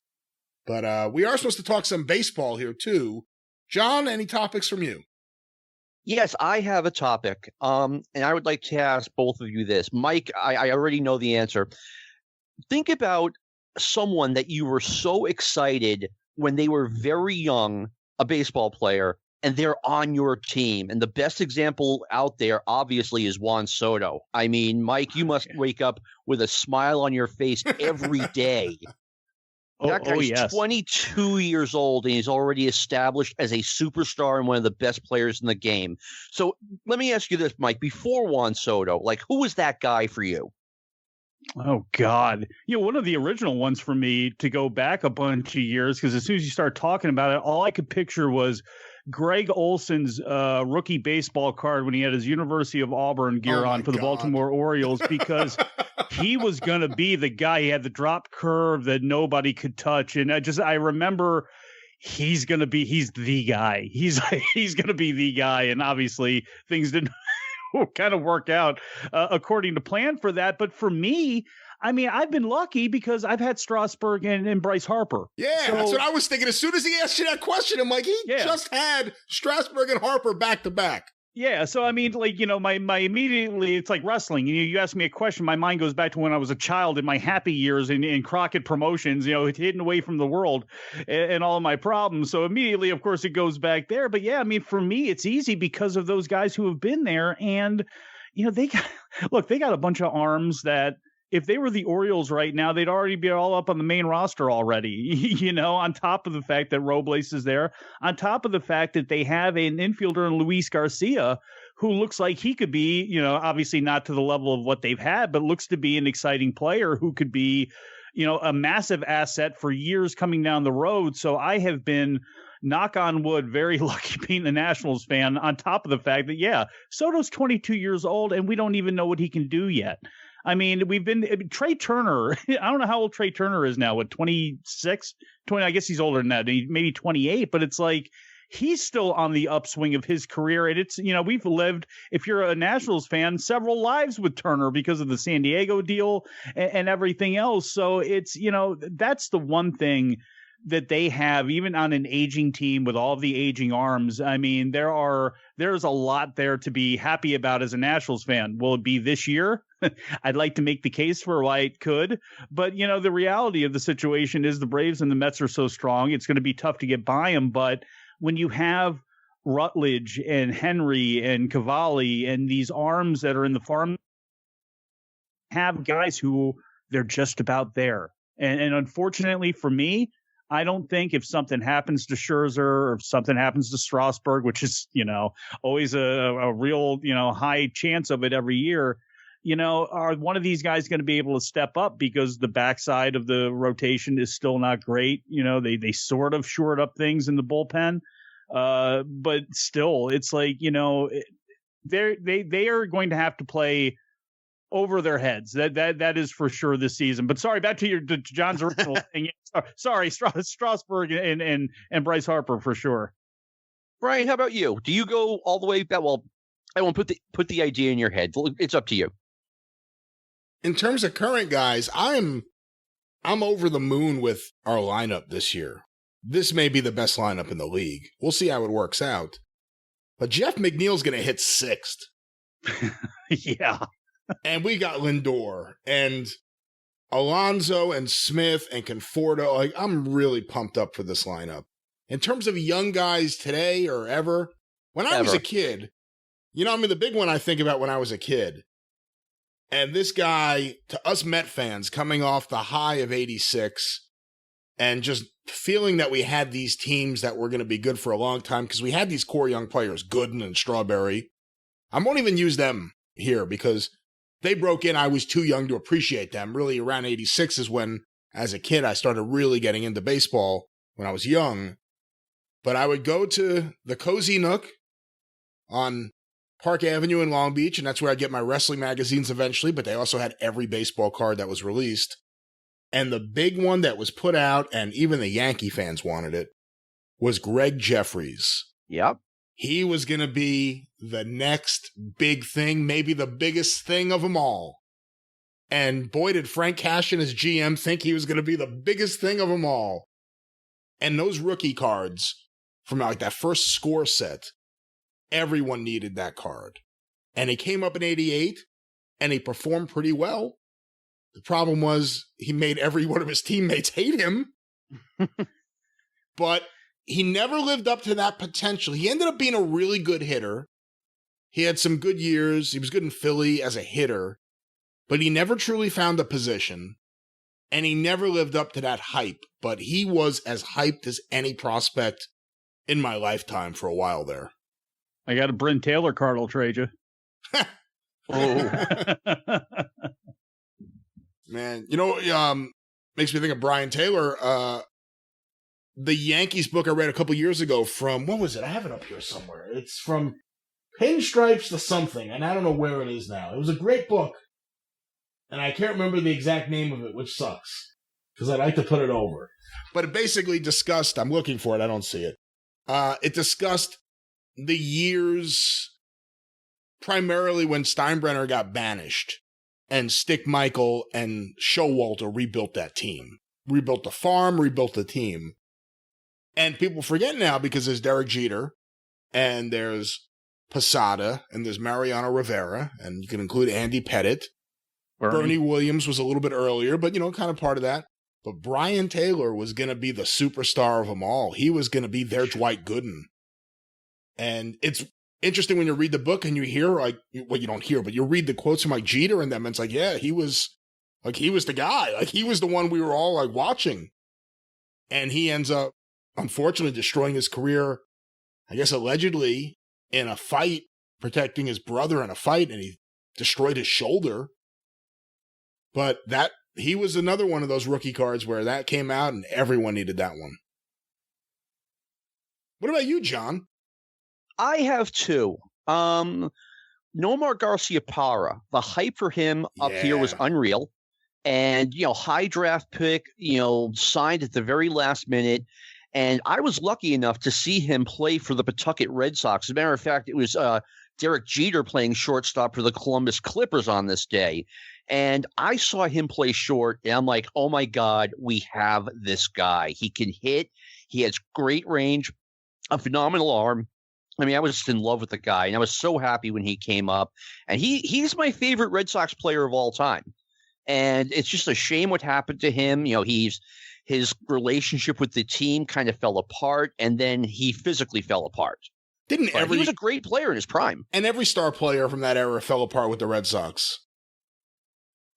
Didn't they? Not really. Didn't Mo Vaughn fall out with the Red Sox? Didn't Clemens fall out with the Red Sox? They ended up having real problems with Dombrowski. Okay, I thought you meant fell apart and in terms of physically. Oh, no. I am embarrassed. I'm talking about relationships. Yeah, I am embarrassed how many guys left this town on a bad note. I mean, we can go on and on. Mike Greenwell, Ellis Burks. I mean, so many of them. Manny Ramirez, that was awful. That was. I mean, it's an embarrassing track record. I remember arguing with kids because I would say that Garciaparra was better than Jeter and A-Rod. And I swear to God, there was a time he was. There really was a period of time there where he was more valuable than both of them, I thought. It didn't last forever. And I will say this, as a Mets fan, I can appreciate the Red Sox. We're always going to be connected.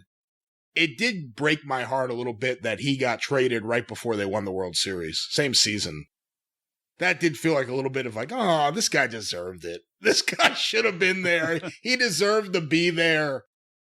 But who's your other guy? A lot of it, I remember the day when I got the news that the Red Sox had traded for Pedro Martinez, easily the best pitcher in baseball. He was still young, and it was just we added this major piece. And finally we won a World Series with him in 2004. But they gave up a lot for him. In terms of minor league value, but I'm it's Pavano. Two big time pitchers. Was it Carl Pavano in that trade? Pavano and Rose. That's right. Yes. And I was wow, we gave up two big time pitching prospects for him. And I'm but are either of these guys going to turn into Pedro Martinez? I don't think so. I was calling all of my friends. I was home. I had the day off from work. And I got the news on this brand new thing called the internet. And I was calling all of my friends at work saying, guess what? Guess who's with the Red Sox? And everyone was like, no. You know what trade was a little bittersweet? It all worked out, and we were happy to get him. But in May of 98, when the Mets got Piazza, they traded Preston Wilson, who had just... I remember him. Yeah. He just came up, and he had done well in a very, very short window. But he was their number one draft pick. He was the son of Mookie Wilson. We all thought this was our center fielder of the future. And within maybe 2 weeks of his first appearance in the big leagues, he was part of the Piazza trade. That was a little bittersweet. Now, again, it worked out, and we all loved Piazza. But I wish there was a way they could have traded someone else other than him. Brian McRae was on the team. They couldn't get the Marlins to take Brian McRae. But, yeah, that one was a little bittersweet. Hey, John, I wanted to ask you something. I love my baseball, and I love baseball history, and I always try to learn from it. But there are players I never saw. And I haven't even seen much footage of them. And I was just reading about one the other day, and I was hoping maybe you can teach me a little bit about him based on what you know. J.R. Richard. Oh, man. I remember watching ESPN the night that they reported that he had suffered a serious stroke, and just being devastated. Like at the time they were talking like he might not survive this. And he was a great pitcher. I mean, if you go back and look at his numbers, yeah, he got to play in the Astrodome, so that helps. But he was, they were talking about him being the next Nolan Ryan. Yeah, and he got to play with Ryan for a while. I mean, just think about as the 80s went on, if they had him, and all of a sudden he was in the mix, maybe not at that level he was at his peak in the late 70s, but if they had him with Mike Scott and Nolan Ryan, I mean, that's pretty rough. And everything I've read about him, again, I've never actually even seen footage, I don't think, of him. But everything is like the players from the mid to late 70s are all saying he was the toughest guy to hit against. He was the toughest pitcher. And then, poof, what was he, 30 years old? He had a stroke. I think he was 29 or 30. Can you imagine being an Astros fan, having to go through J.R. Richard, and then like 3 or 4 years later, Dickie Thon? Yeah. Oh, wow, yeah. Jeez. Isn't that something? Huh. Well, and Richard tried to come back, didn't he? He did, and couldn't make it. He couldn't. Yeah. No, and Dickie Thon, for those unaware, was turning into one of the best shortstops in baseball. And Mike Torres hit him on purpose. There's no question in my mind. And hit him right in the eye. And he was never the same. Well, you're a Red Sox guy. I've talked to Kevin Sullivan in the past about Tony Conigliaro. Yeah. And you look at the trajectory. You never know, but you look at the trajectory he was on. And then, who was it? Jack Fisher? Hit him? I don't know. I think Jack Fisher hit him, and more than likely intentional. And that was it. He never was the same human being again, let alone the same player. But yeah, I mean, something like that is so traumatic. Yeah, I mean, I saw Piazza get hit in the head, and you immediately had that worry, will he ever be the same? David Wright got hit in the head, and I think it rattled him for a long time, just in terms of the fear in the batter's box. And, they now have the helmets with the, I don't even know what you call it, kind of the mouth guard. No, it's not really the mouth, it's the whole side. Haywood wears one, and I think Alonso wears one now, just to try to give you a little more protection on your face.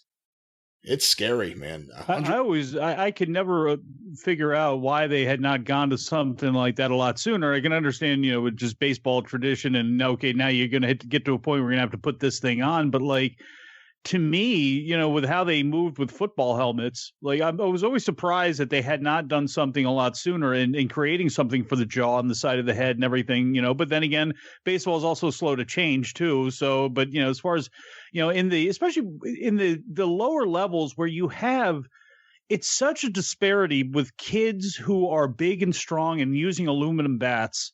In the high school and even in the college level, it's like somebody is going to get killed. So it's like the more we should think about head protection, is number one, pitcher to batter. And then, as time goes along, especially with the way aluminum bats are, I don't want to see somebody get hurt so badly at the college level with something coming off, fast off a bat, way too fast, way faster than it should be, to something like that happens before they start to look at changing some things.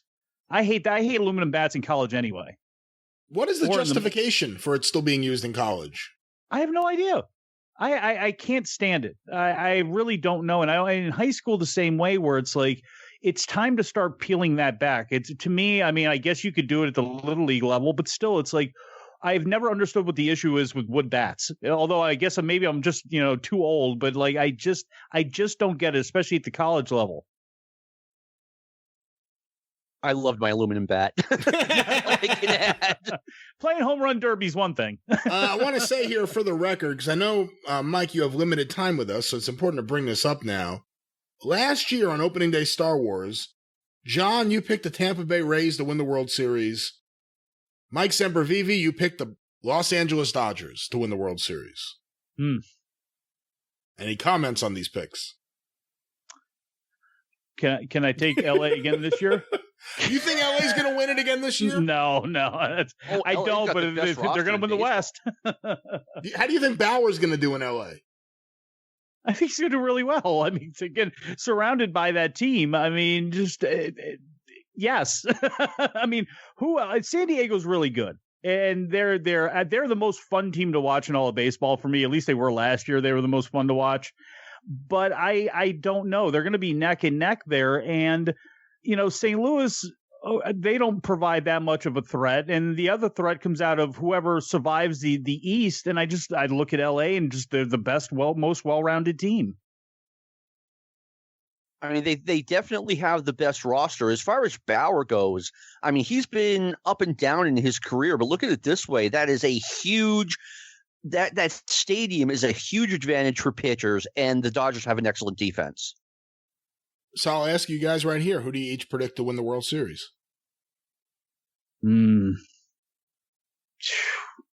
I'll go first.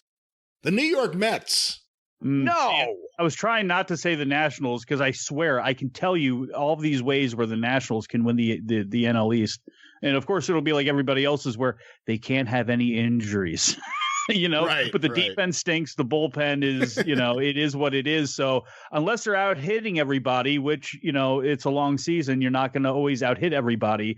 One injury to that starting staff and they're going to be in trouble. And the Mets, I'll believe the Mets when they can get by Atlanta, and I'm taking Atlanta, and I will take Atlanta to win the National League, and I will take the Yankees to win the American League. What? And yes, I said that. I'm a little shocked. So who's going to win the World Series between Atlanta and the Yankees? Taking Atlanta. Wow. Yes. Finally, they get out of their own way. Finally, there's not injuries all year. Finally, they do it. Finally, after all of those years of winning the East and not getting by, this is the year they get by. Although I'd like to say the Nationals are going to do it. Soto's going to be the NL MVP. How about that? I agree. John, who's going to win the World Series? Who do you think is going to come out of the East and the East, the National League and the American League? Okay, last year I did a little bit of research, looked around. I'm like, all right, Tampa's my team. I have this exotic team that's going to make Brian Last go wow. And Kevin Sullivan took Tampa before me, so kind of taking the wind out of my sails. History repeats itself, ladies and gentlemen. I'm taking the Atlanta Braves to win the World Series. They are a good young team. They scored a lot of points last year. And here's the thing, and I looked at it the way Mike looked at it too. The San Diego Padres can mess things up for the Dodgers. Here's where you guys are going to hate me. I don't see really any. I think the Braves are a strong favorite in the East. And getting to the dance and not having to be a wild card is a big factor here. And I just see Atlanta, this is a really good team and very young too. That's where I'm hoping the Nationals have a chance, is just if ever they are able to hold themselves together. I'm sure Josh Bell likes to be in a position where he can win now, and it's just like, if they can keep the things together, they have the veterans are there. They have enough hunger there. Their young players are obviously awesome where, man, of course, it's just getting by the Mets and the Braves, which, has been impossible the last couple of seasons, and regardless of what the Mets do, again, you still have to beat the Braves. And I think Washington's going to I'll say this just to piss Brian off. I'll give Washington one of the wild cards, but the problem is San Diego's going to have the other wild card, so that'll be that. Does anyone think the Phillies will do any good? They might be worse than the Marlins. Oh, and I'm someone who thinks that the Marlins has taken a couple of good steps forward. Yeah, I do too, actually. I hate They to got say arms. It, I mean, it's not, they just, but it's just the Phillies. Somebody's got to be last, and it's just unfortunate. Again, it's the division they're playing in too. You go ahead and put them in put them in the Central, the AL Central, where there's a lot of question marks right now. And then they may look a lot flashier, but in the East, it's like with what Miami did last year, they're going to be annoying and a thorn in the mix. And then you have such three heavy teams. It's like, that's why I was okay with Bryce Harper going when he did, and I'm sure there's somebody out there looking at Harper in the same way, Brian, that you were about Preston Wilson. Like, man, can you imagine if he could have gotten a trophy with the Nationals? Because with the Phillies, I don't know if he's going to get one. No, he won't. And once again, I'm going to say I picked the Mets, not just because they're my sentimental team, not just because I love the Mets, but they possibly can have the best lineup in the league. They have, I would say, the best pitcher in baseball. They have a pretty good staff behind him. But also, for the first time ever, they have the richest owner in baseball. And when it comes to the trading deadline, if we're close, if we're leading, if we need a little extra push, and an ace comes on the market, or something that needs to be done, a closer who's tearing up the league this season, I have faith that we could possibly get it done and not have to worry about money like we always had with the Wilpons. Well, you better get it done because you have the same expectations as every other Met fan right now. And every thought, every prediction is going to, as long as we're in it at the end, we're going to be able to make those moves. So I have a lot of pressure on what moves get made too, because obviously there's always the pressure of the back pages and everything else up there, but it's going to be extra shiny now too, because, okay, let's see what you can do, Cone. Well, the moves I'm actually worried about are the ones right now. You got to give Lindor and Conforto extensions right now before the season starts. Well, Conforto's a no-brainer. Yeah, and I think Lindor's a no-brainer. He's the best shortstop in baseball. Well, that's the thing is if you're going to have to, you're going to have to look at other moves you can make or things like that or what you want to do. And I don't know what your farm system looks like, but it's like. It's being rebuilt because Brody Van Wagenen was our general manager who traded our top prospects for Robinson Cano and Diaz and then traded more. He was the worst general manager. The only thing he did good was bring up Alonso at the beginning of the season. That was the only good thing he did. And get J.D. Davis. Everything else has been a disaster with that. Brian, I'm taking Tampa to win the American League. Who are you taking? Ooh. I don't think it's going to be the Yankees. Could be. It could be, sure. Look, it could be Toronto if. It could be Toronto. Yeah. I think I would pick Tampa too.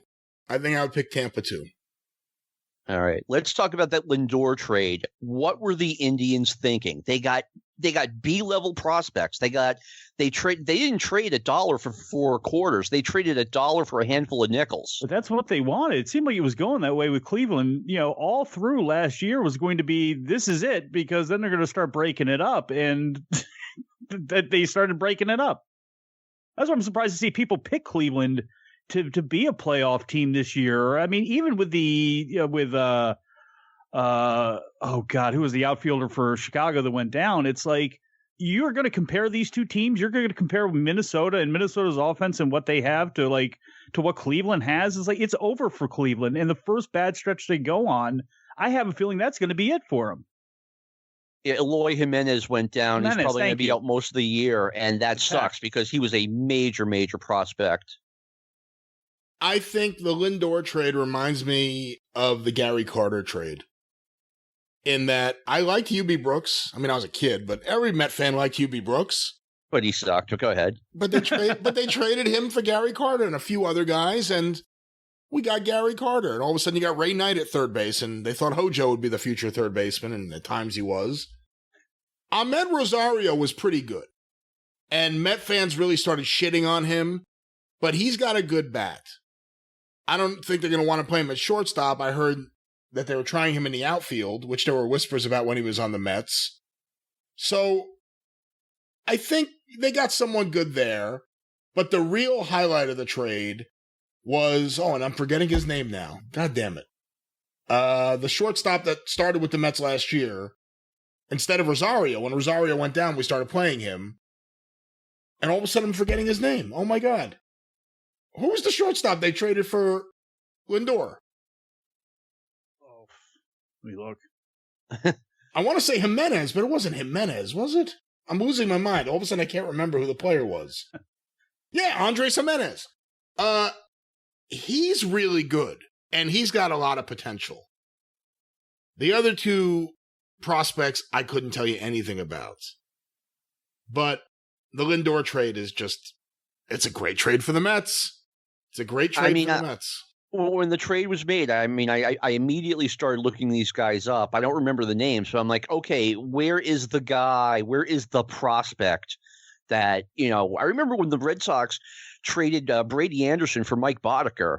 And I was like, we all loved the idea of having Brady Anderson. He was a major prospect, but it's like, look, Orioles aren't giving us Boddicker for nothing. So, okay.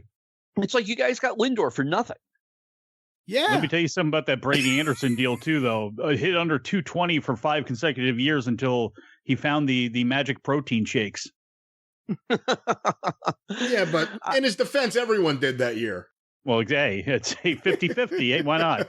Yeah, you got a Nike commercial, Gabrielle Sabatini out of the deal.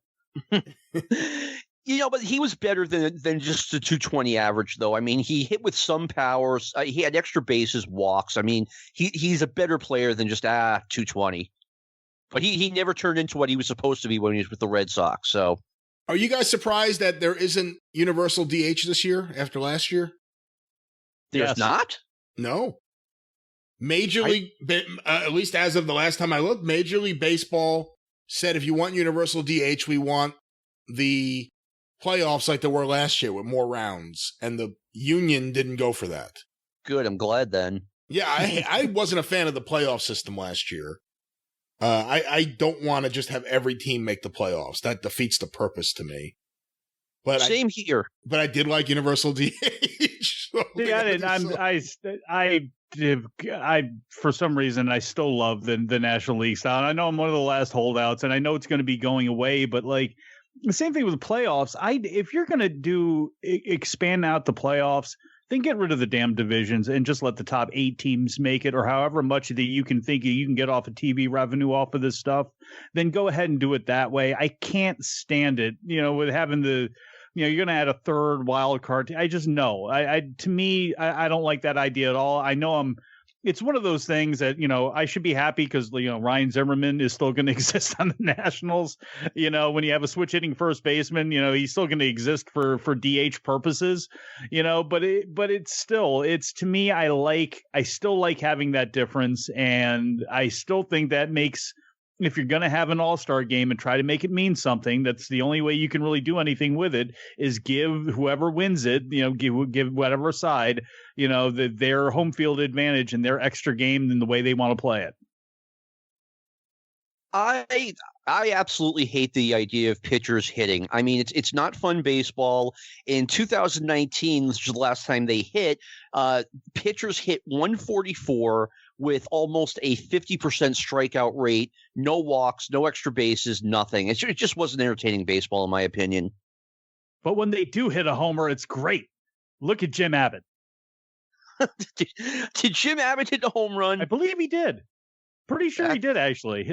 I know he did in college. I know he did early. Okay, I was going to say, I'm like, yeah, because he had an aluminum bat. For the Yankees. Because he had an aluminum bat, Sempervivi. That's true. I guess I can only give him the no-hitter, and that's it. But still, it's like, I don't know. I still enjoy it, even though I know what it is. But it adds, the double switches and things like that happen more in the National League. When I came over to start watching the Nationals, when the Expos moved, because I was always a pro DH guy, obviously. With the Orioles, but I enjoy watching. I still enjoy watching the hitter, and I enjoy watching some of the strategy around it, even if the strategy is just the manager going into the back to pull out another pack of cigarettes. Are you guys want to hear something crazy? Yeah. Prior to last year, like 2019, 2018, I loved the playoff system. You've got three divisions in each league. The winner gets in. Teams number 4 and 5 have to play this crazy 1-game playoff thing, meaning you better win the division, but you still have a chance if, let's say, if you get off to a cold start, or if a team in your division is just really strong, like the 84 Tigers ended the American League East by Memorial Day in 84. Like, you don't have that anymore. What did they start, 35-5 or something? Yes, 35-5, exactly. It was incredible. Yeah, God, man. That was one of the first World Series I really remember watching, because I remember when the Orioles in 83, I can remember watching that and some of the stuff around it. But I really remember watching with the Padres. And the Padres not even deserving to be there. Well, I shouldn't say that, since they did actually get there, but that was the Cubs. I don't want to hear about the Ray Kroc story. I wanted to see, Andre Dawson and Ryan Sandberg, and that's what it should have been. Should have been the Mets. Let me ask you guys too. In 84? In 84, that was the year they surprised everyone. Davey Johnson was the manager. Gooden got brought up. Oh, that's right. Keith Hernandez, his first full year with the team, he should have won the MVP. Could have argued he could have won the MVP.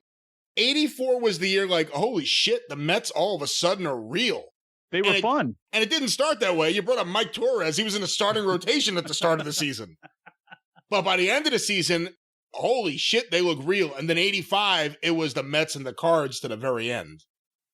And then 86, Davey Johnson, who was an arrogant motherfucker. I love him. He told them in spring training, we're going to dominate. Like, we're just going to dominate the league. And they did. Yes, they did. Now, you guys both smacked me on the Yankees thing earlier on. Well, I did a little more wait a than second. Wait a yeah. second. Now, I can foresee the Yankees and Toronto both making the playoffs. And you guys both took Tampa. And I'm not saying that, like, Tampa's not in the mix at all. But, like, you both slapped down the Yankees quick. Is it just the Crosstown and the Boston thing here that you don't think that this is going to be a team that can actually be in the mix, let alone win a World Series if they're actually humming? Well, I don't think I smacked you down. I think the Yankees are going to win, if I had to guess, 95 games. That's a strong team. I don't know. Maybe I'm overthinking that. I on paper, I think they're really good. Now would be the time. I'm not feeling the Yankees this year. That's all I'm going to say. I'm a Met fan. No, I can objectively. Fuck you, Jay Bruce. I can objectively look at them. Did he end up making the team? Actually, I don't know. I think he did. Let me see. No, when did they actually? And I like Jay Bruce, by the way. I think a lot of Met fans give him a raw deal. He did all right for us. I'm not a Jay Bruce hater like so many other people. He wasn't Jason Bay, so I got no problem with him. But I'll tell you what, guys, because Mike, I know you have limited time. I want to add someone before you go, and I believe this person is on standby. If not, I will look like a fool, but it won't be the first time. I'm adding this person right now. We'll see if he comes up. We are dialing. We are calling. Allegedly. He told me he was there. Perhaps he's on a bathroom break. Or opening a beer. Howdy. Lou Kippelman, welcome to Opening Day Star Wars. Oh, thank you. Good to be here. What are you talking into? You sound a little different. Hey now, let's see. I thought I had my mic set up. Touch your mic, like this. That hurt. If you're touching your mic, we can't hear it, so... Okay. Let me... Sounds like you should be playing oldies. Yeah. On CBS FM. The AM. WOR, all the hits. CBS FM. Oh, there it is. Yes, There it is. There it is. Well, Yes. Lou, before we get going, on the line with us right now, John McAdam and Mike Sempervive, and everyone has answered this question so far. It was a question sent out to the universe by John McAdam earlier, and it was phrased in such a unique way, I'm going to let him ask you instead of me. But we're talking about prospects, and of course, you being a San Francisco Giants fan, but John, take it away. Okay, Lou, when a player was coming up through the Giants system, a young player who is the one that you were most excited about? Like you woke up every day and saying like, oh my God, like Mike does. Oh my God, I've got Juan Soto on my team. God, I can tell you historically, I haven't. Mel Ox. Christy Mathewson. No, Christy. Yes. God damn it, Ralph Terry. When are you coming out of AAA?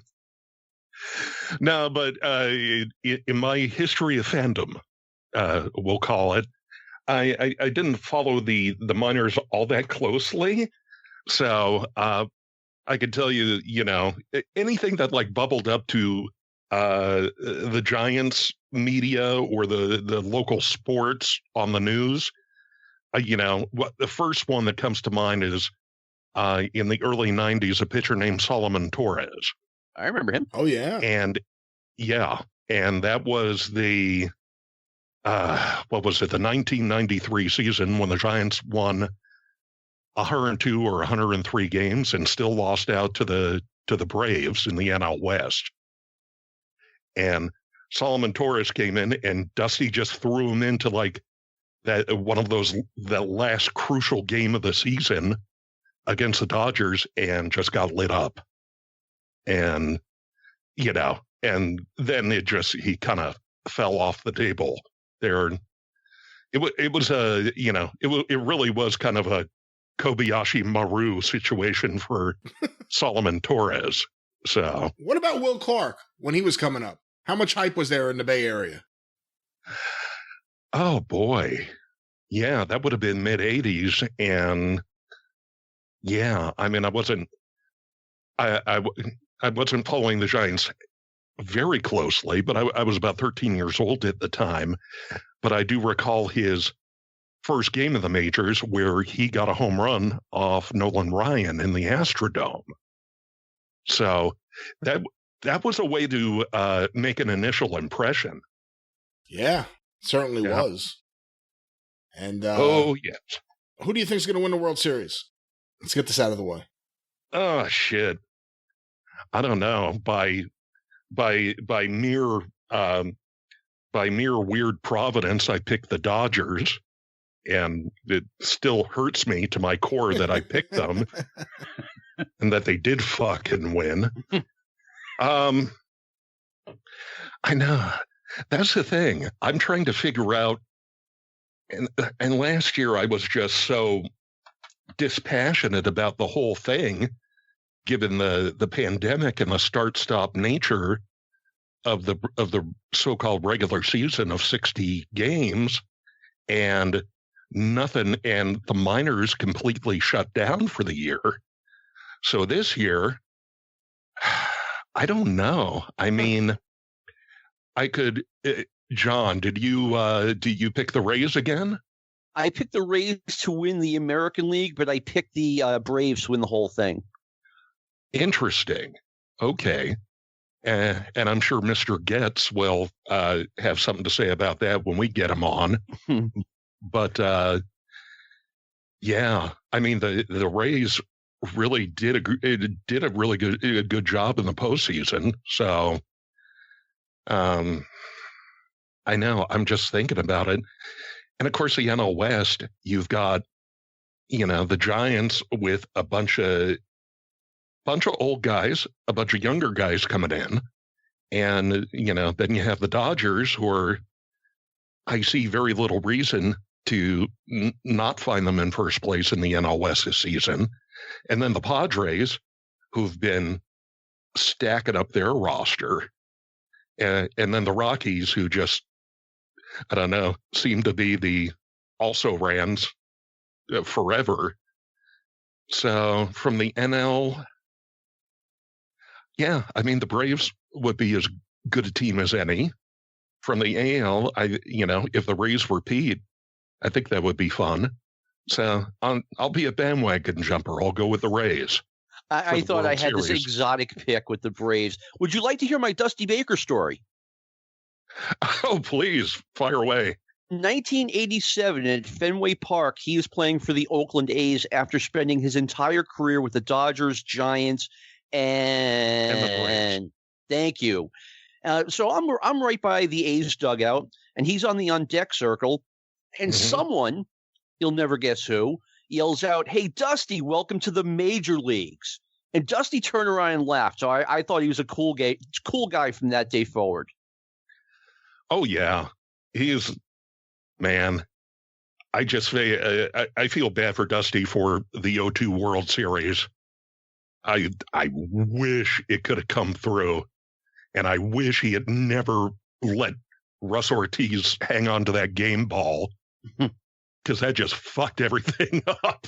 Hey, speaking about Dusty, I'm going to play something. A friend of mine sent this audio to me the other day, and it's probably been out there for a long time, but I have never seen this specific unedited clip. I believe this is the Braves versus the Dodgers. Joe Torre managing the Braves. I'll just play this audio. And actually, the fans interfering all came about because of that caving in of the rail out there. The ball had already bounced away. They were actually more interfering with the left fielder, Dusty Baker, than they were with anything else. And they're going to bring Bob Horner back to third. Bull fucking shit. What? Dusty was right in here. Horner was running right in here. Horner was around over here. No, it wasn't. No. Now, yeah, what? Go ahead. Horner was right here. Where was fucking Dusty? Dusty's over there getting ready to... bullshit. For the camera. Now, wait a minute. Oh, it's bullshit. He's scoring them any fucking way, whether it's son of a bitch is there or not.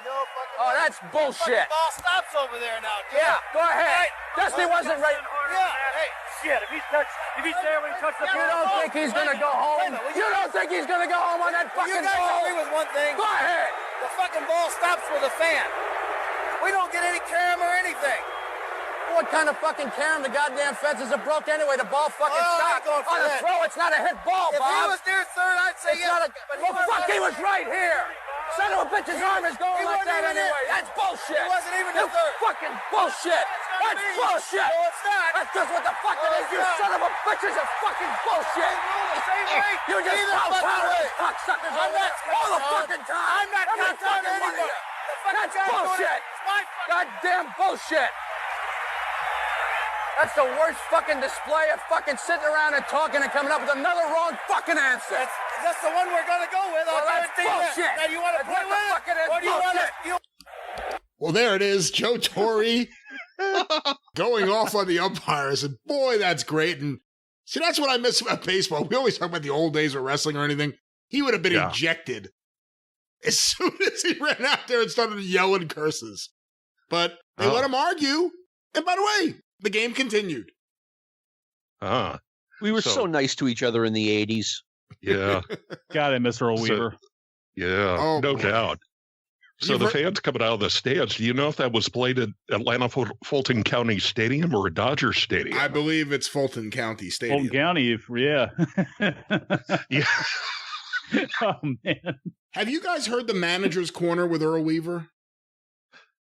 I have, yes. What was it? Hold on. If you don't know right away, hold on. Is this the pregame thing he would do with John Miller? Yes. Yes, then I have, yes. Okay. So you know it. McAdam, you've heard it? I've heard of it. Oh, hold on then. Now there's the excuse we need. Yes. Earl Weaver, manager's corner, comes right up. All right, listen to this. It should be starting in a moment. And now, to the Manager's Corner with Earl Weaver. Hi, everybody. This is Earl Weaver with Manager's Corner. Today, I have Tom Moore, Oriole broadcaster, back on the show. And I understand Tom's been getting some mail with questions that supposedly I can answer. Now, what the fuck are some of these goddamn questions, Tom? Well, first of all, Earl, George Moore from Baltimore is asking how much we feel the loss of Don Stanhouse. Well, Don Stanhouse was an asshole. He had us in trouble, had the fucking bases loaded. God damn it, almost every fucking time he went out there. He liked to ruin my health smoking cigarettes, and thank God we got Timmy Stoddard coming in out of the bullpen right now, sticking a bat up their asses. And that's what it takes. Well, Bill Whitehouse, Earl, that certainly is an answer. From Frederick, Maryland, wants to know why you and the Orioles don't go out and get some more team speed. Team speed, for Christ's sake. You get fucking goddamn little fleas on the fucking bases, getting picked off, trying to steal, getting thrown out, taking runs away from you. You get them big cocksuckers that can hit the fucking ball out of the ballpark, and you can't make any goddamn mistakes. Well, certainly this show is going to go down in history, Earl. Terry Elliott of Washington, D.C. wants to know why you don't use Terry Crowley as a designated hitter all the time. Well, Terry Crowley's lucky he's in fucking baseball, for Christ's sake. He was released by the Cincinnati Reds. He was released by the fucking goddamn Atlanta Braves. We saw that Terry Crowley could sit on his fucking ass for 8 innings and enjoy watching a baseball game just like any other fan, and has the ability to get up there and break one open in the fucking ninth. So if this cocksucker would mind his own business and let me manage the fucking team, we'd be a lot better off. Well, certainly you've made your opinions known on the fans' questions about baseball, Earl, but let's get to something else. Alice Sweet from Norfolk wants to know the best time to put in a tomato plant. Alice Sweet ought to be worried about where the fuck her next lay's coming from rather than where her next goddamn tomato plant's coming from. If she'd get her ass out of fucking bars at night and go hustling around the goddamn street, she might get a prick stuck in her once in a while. I don't understand where these questions are coming from, Tom. That's about it for Manager's Corner. Go fuck yourself and the fuck with your show coming up next on the Baltimore Oriole Baseball fucking Network. The Manager's Corner with Earl Weaver is heard 20 minutes before every Orioles regular season game and was sponsored by Star. Well, there it is, the Manager's Corner with Earl Weaver. WFBR radio. Tom Miller and Joe Angel, or it was John Miller and Tom Marr for Chuck Thompson was there before John Miller got there. But yeah, 3-run home runs. And funny how he mentioned Tim Stoddard, like being the calming force. Tim Stoddard would be in the same bullpen as Sammy Stewart, who Weaver would call 3-pack, because that's how many cigarettes he would go through when he would have him on the mound. Earl Weaver, the only manager I know who had a special pocket on his sleeve sewn in for his pack of smokes. That's funny. Everyone listening to this, I recommend Earl Weaver's books. They are fantastic. And my favorite Earl Weaver quote is, "Take the sacrifice bunt and shove it up someone's ass and leave it there."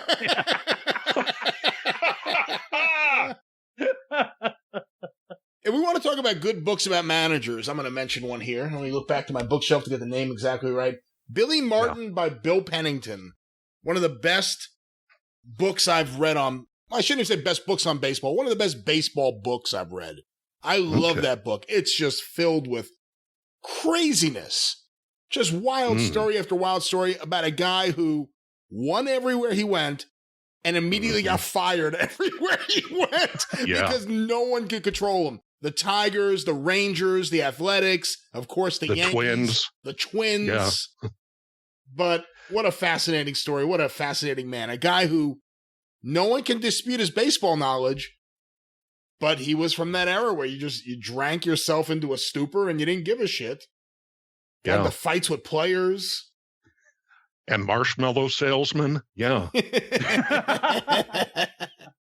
Now, that's funny because one of the best baseball books I've ever read was called Wild, High, and Tight. It was a Billy Martin autobiography by Peter Golenbach. Oh, I have so many of his books. Not that one, actually, specifically. But I must have at least 5 or 6 of his books. Yeah. He's pretty prolific. There's one book I've not cracked yet. It's called Seasons in Hell. And yeah, I read that. It focuses on the 1973 Rangers.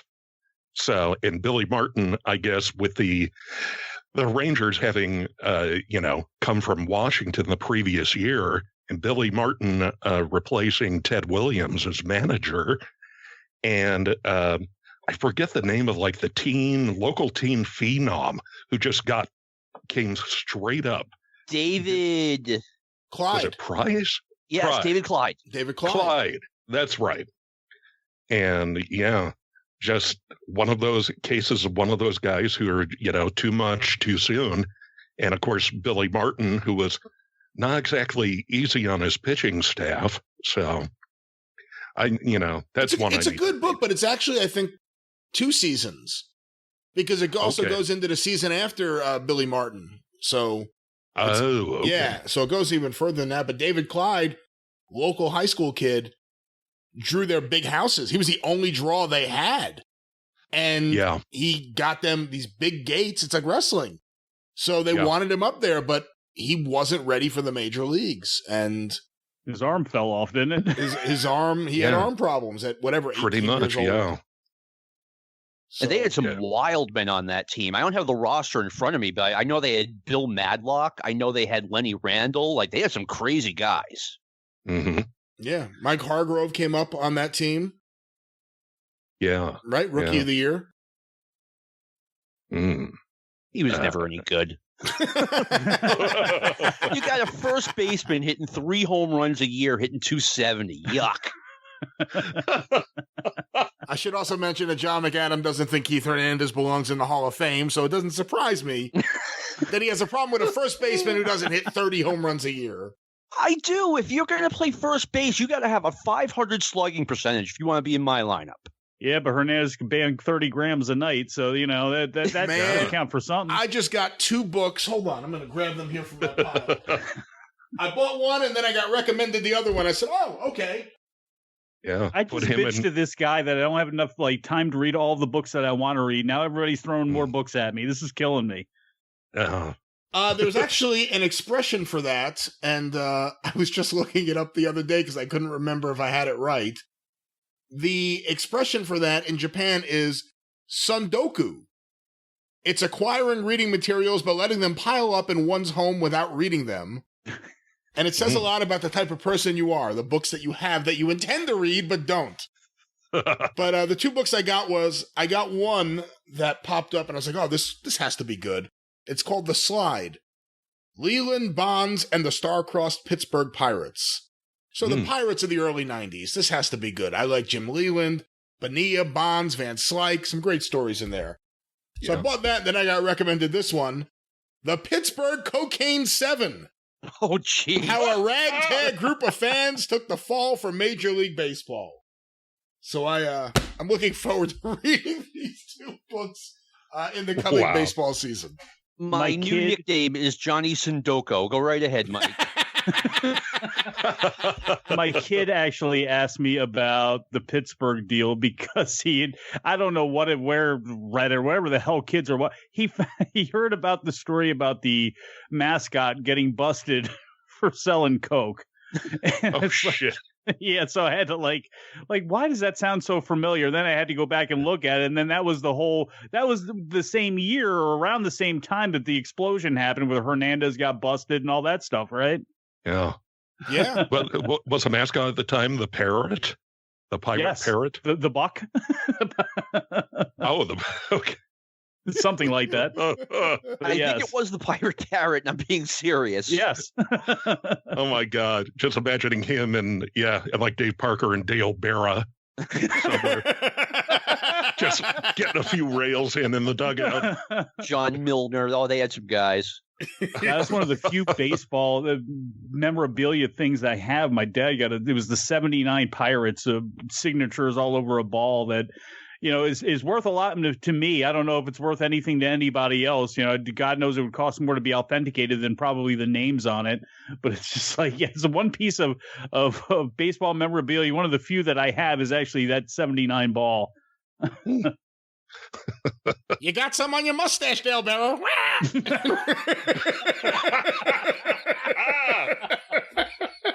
Mike, get it authenticated. I want to find out how much an Omar Moreno autograph is worth.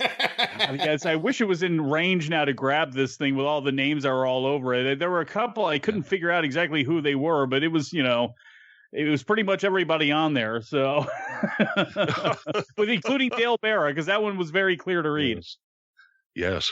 Yeah, I've been looking for a Manny Sanguian for a while. Well, guys. Or go ahead, Orr. I got to know where your Orr was going now. Or, I don't know if they had a Topps traded card when Charlie Finley traded Chuck Tanner to that's right, to the Pirates. Hey, Manny Sanguian runs a concession stand in the new Pirates Park. So if you want to meet him. Really? Yeah. Oh, man. Because I made it to PNC Park about 6 years ago. Unfortunately, I didn't make it kind of around the ballpark. Beautiful place. Yeah, it really is. Pittsburgh's a really nice city. Yeah, I want to go to that place. I want to go to all the stadiums. That's like one of my dreams in the future. Al Getz has done it. We'll talk to him in a bit. Just go to every stadium. But guys, let's try to bring it a little bit back towards wrestling for a little bit here.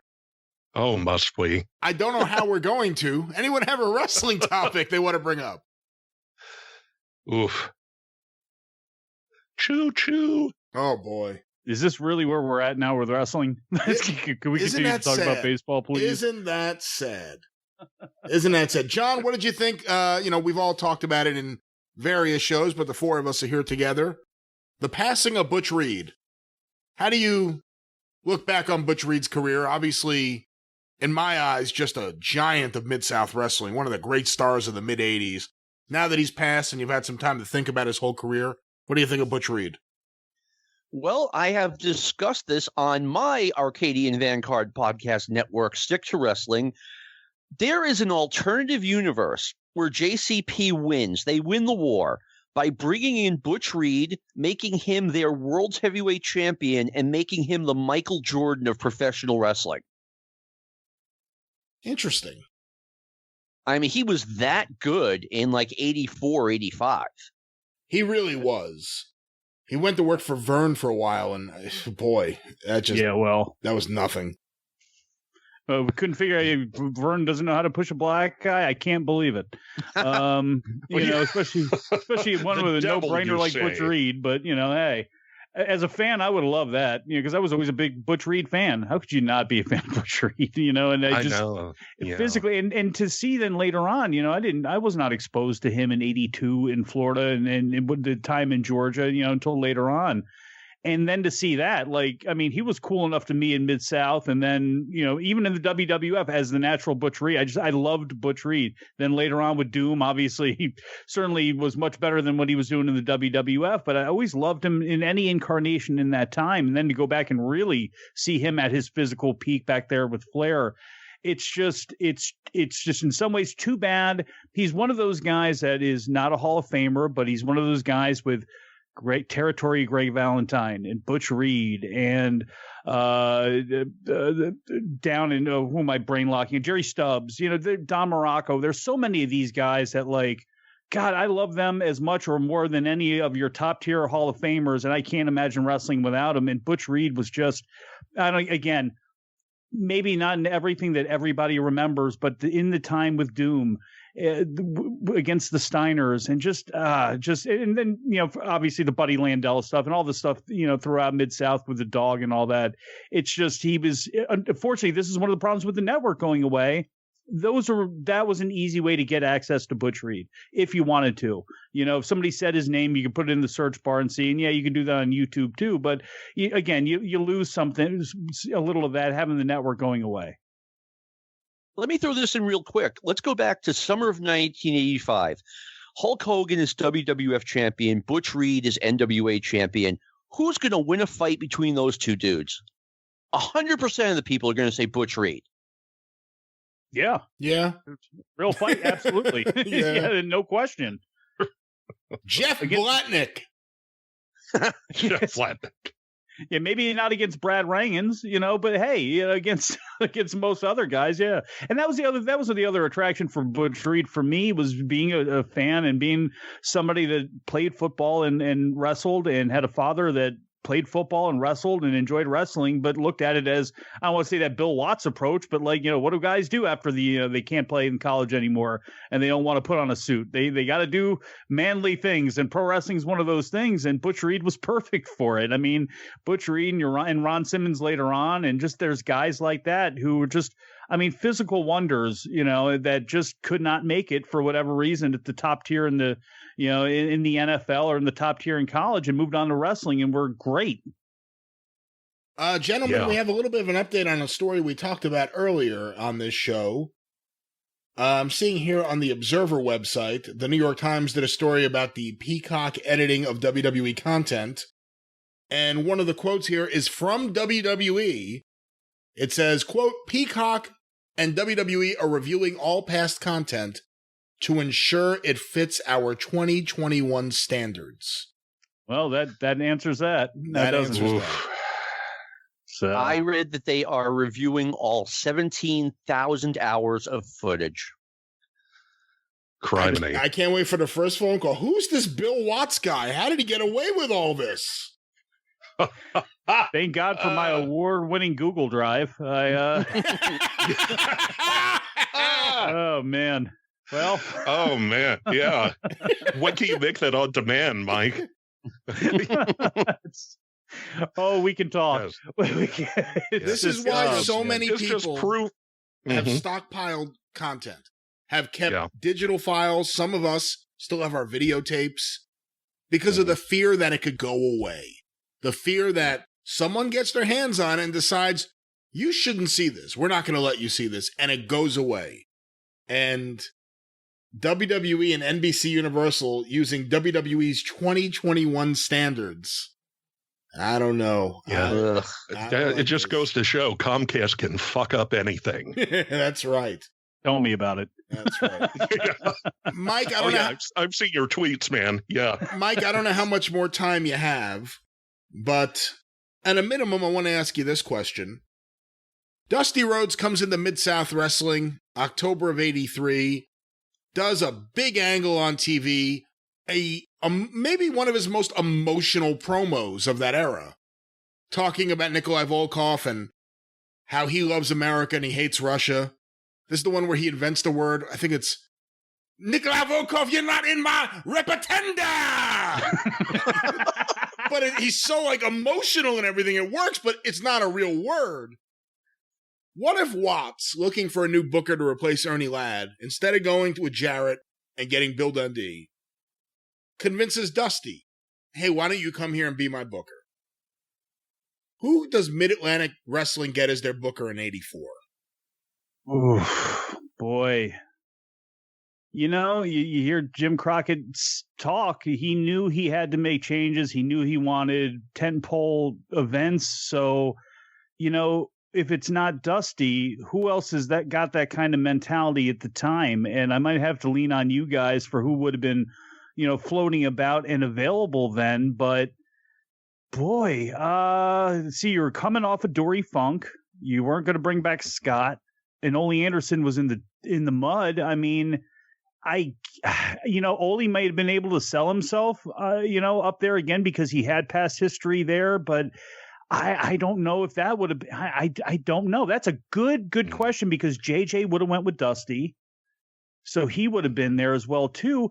The easiest person would be, in my eyes, to go ahead and just make the trade and bring in Bill Dundee, because at the very least you have a guy that would have surveyed the scene, looked at what needed to be filled, what holes could have been filled, and started to play to that. Would it have been successful? Obviously, no. With the way it turned out, obviously, Dusty and Crockett for a while was the premier, hand in glove, but that may have been the way to do it. Plus, he wouldn't have to go far from Tennessee. He would know even if it wasn't working, he'd have the opportunity, or in his mind, he'd have the opportunity to get out and go back, and then I don't know who you would fill it with. But I mean, off the top of my head, I guess that would be it, not knowing who else kind of would have been floating out there and up for business at the time.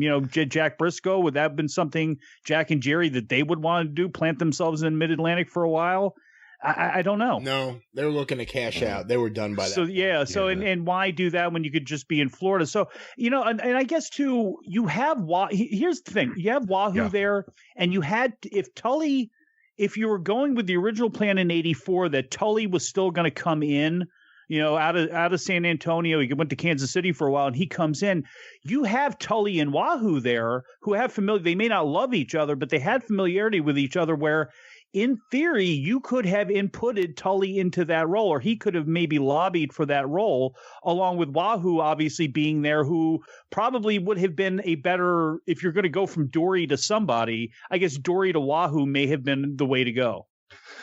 Yeah, I find it most paradoxical in that first half of '84 that, along with Dory Funk, other guys doing booking with Dory Funk were Wahoo, Ernie Ladd, and Gary Hart, each of them, having a fairly good experience, a fairly good track record in terms of booking in, Mid-South or Dallas or Wahoo later on working with what he had to work with in Vern's territory.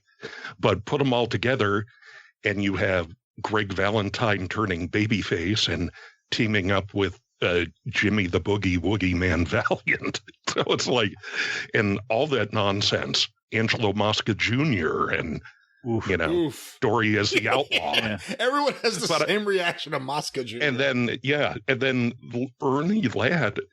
It was like the most they had him doing was doing some stuff with Mosca, doing some stuff with Rufus R. Jones, and then becoming, for a little while, being a mentor for Jesse Barr coming in.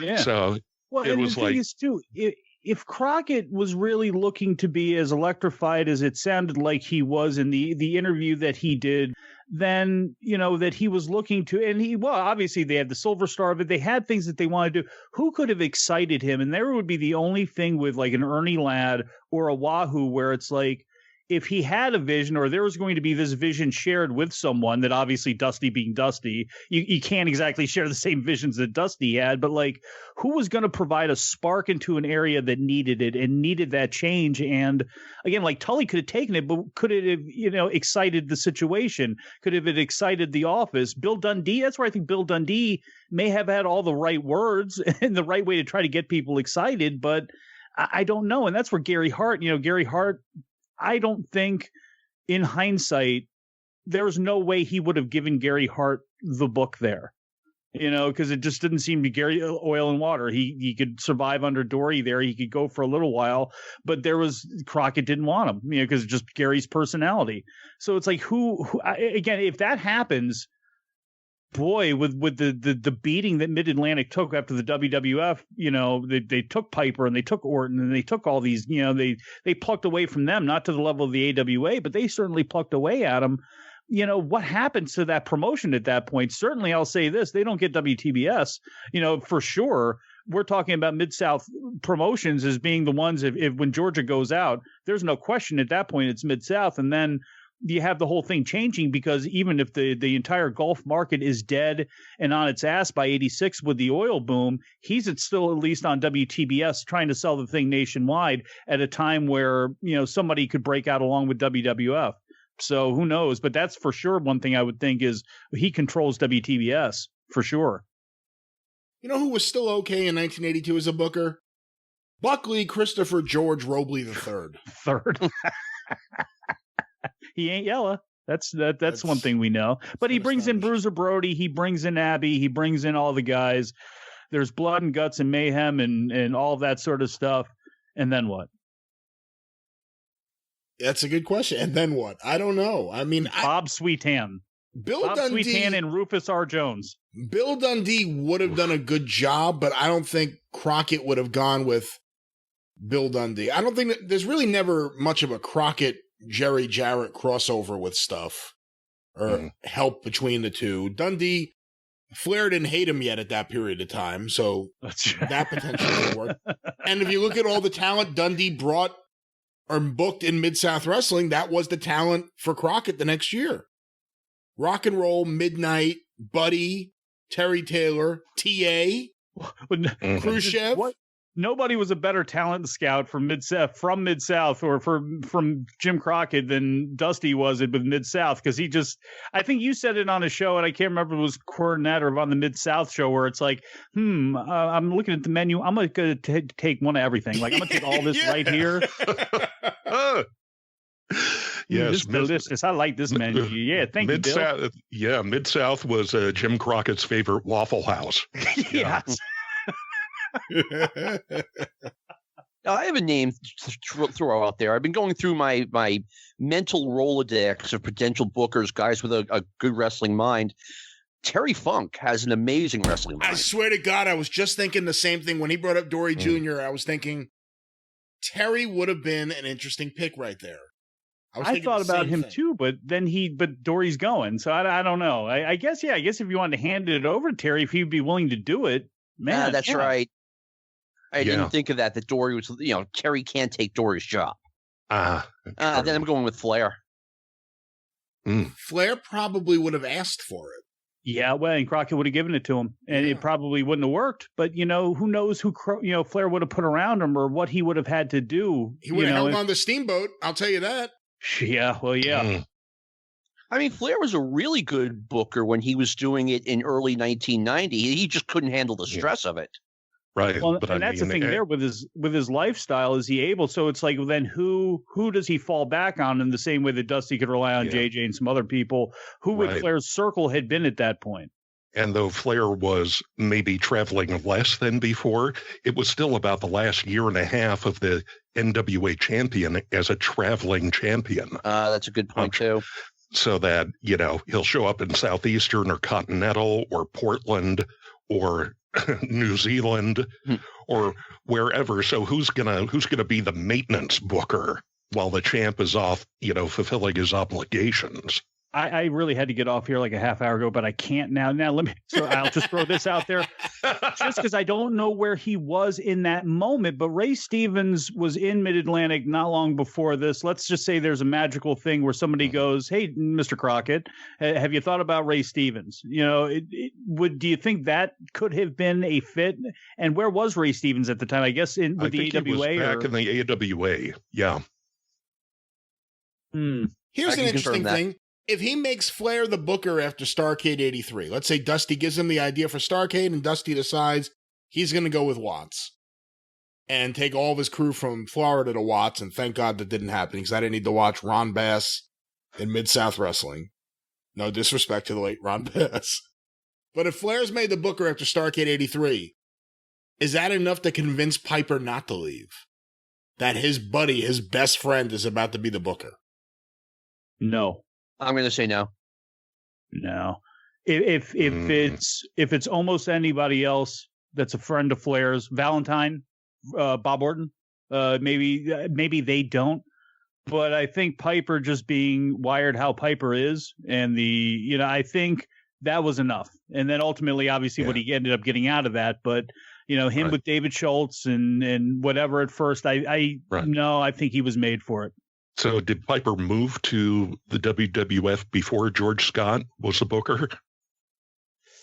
He quit he did one appearance in Toronto for Tunney because he committed to that, but I think he quit. He was out by December. Right.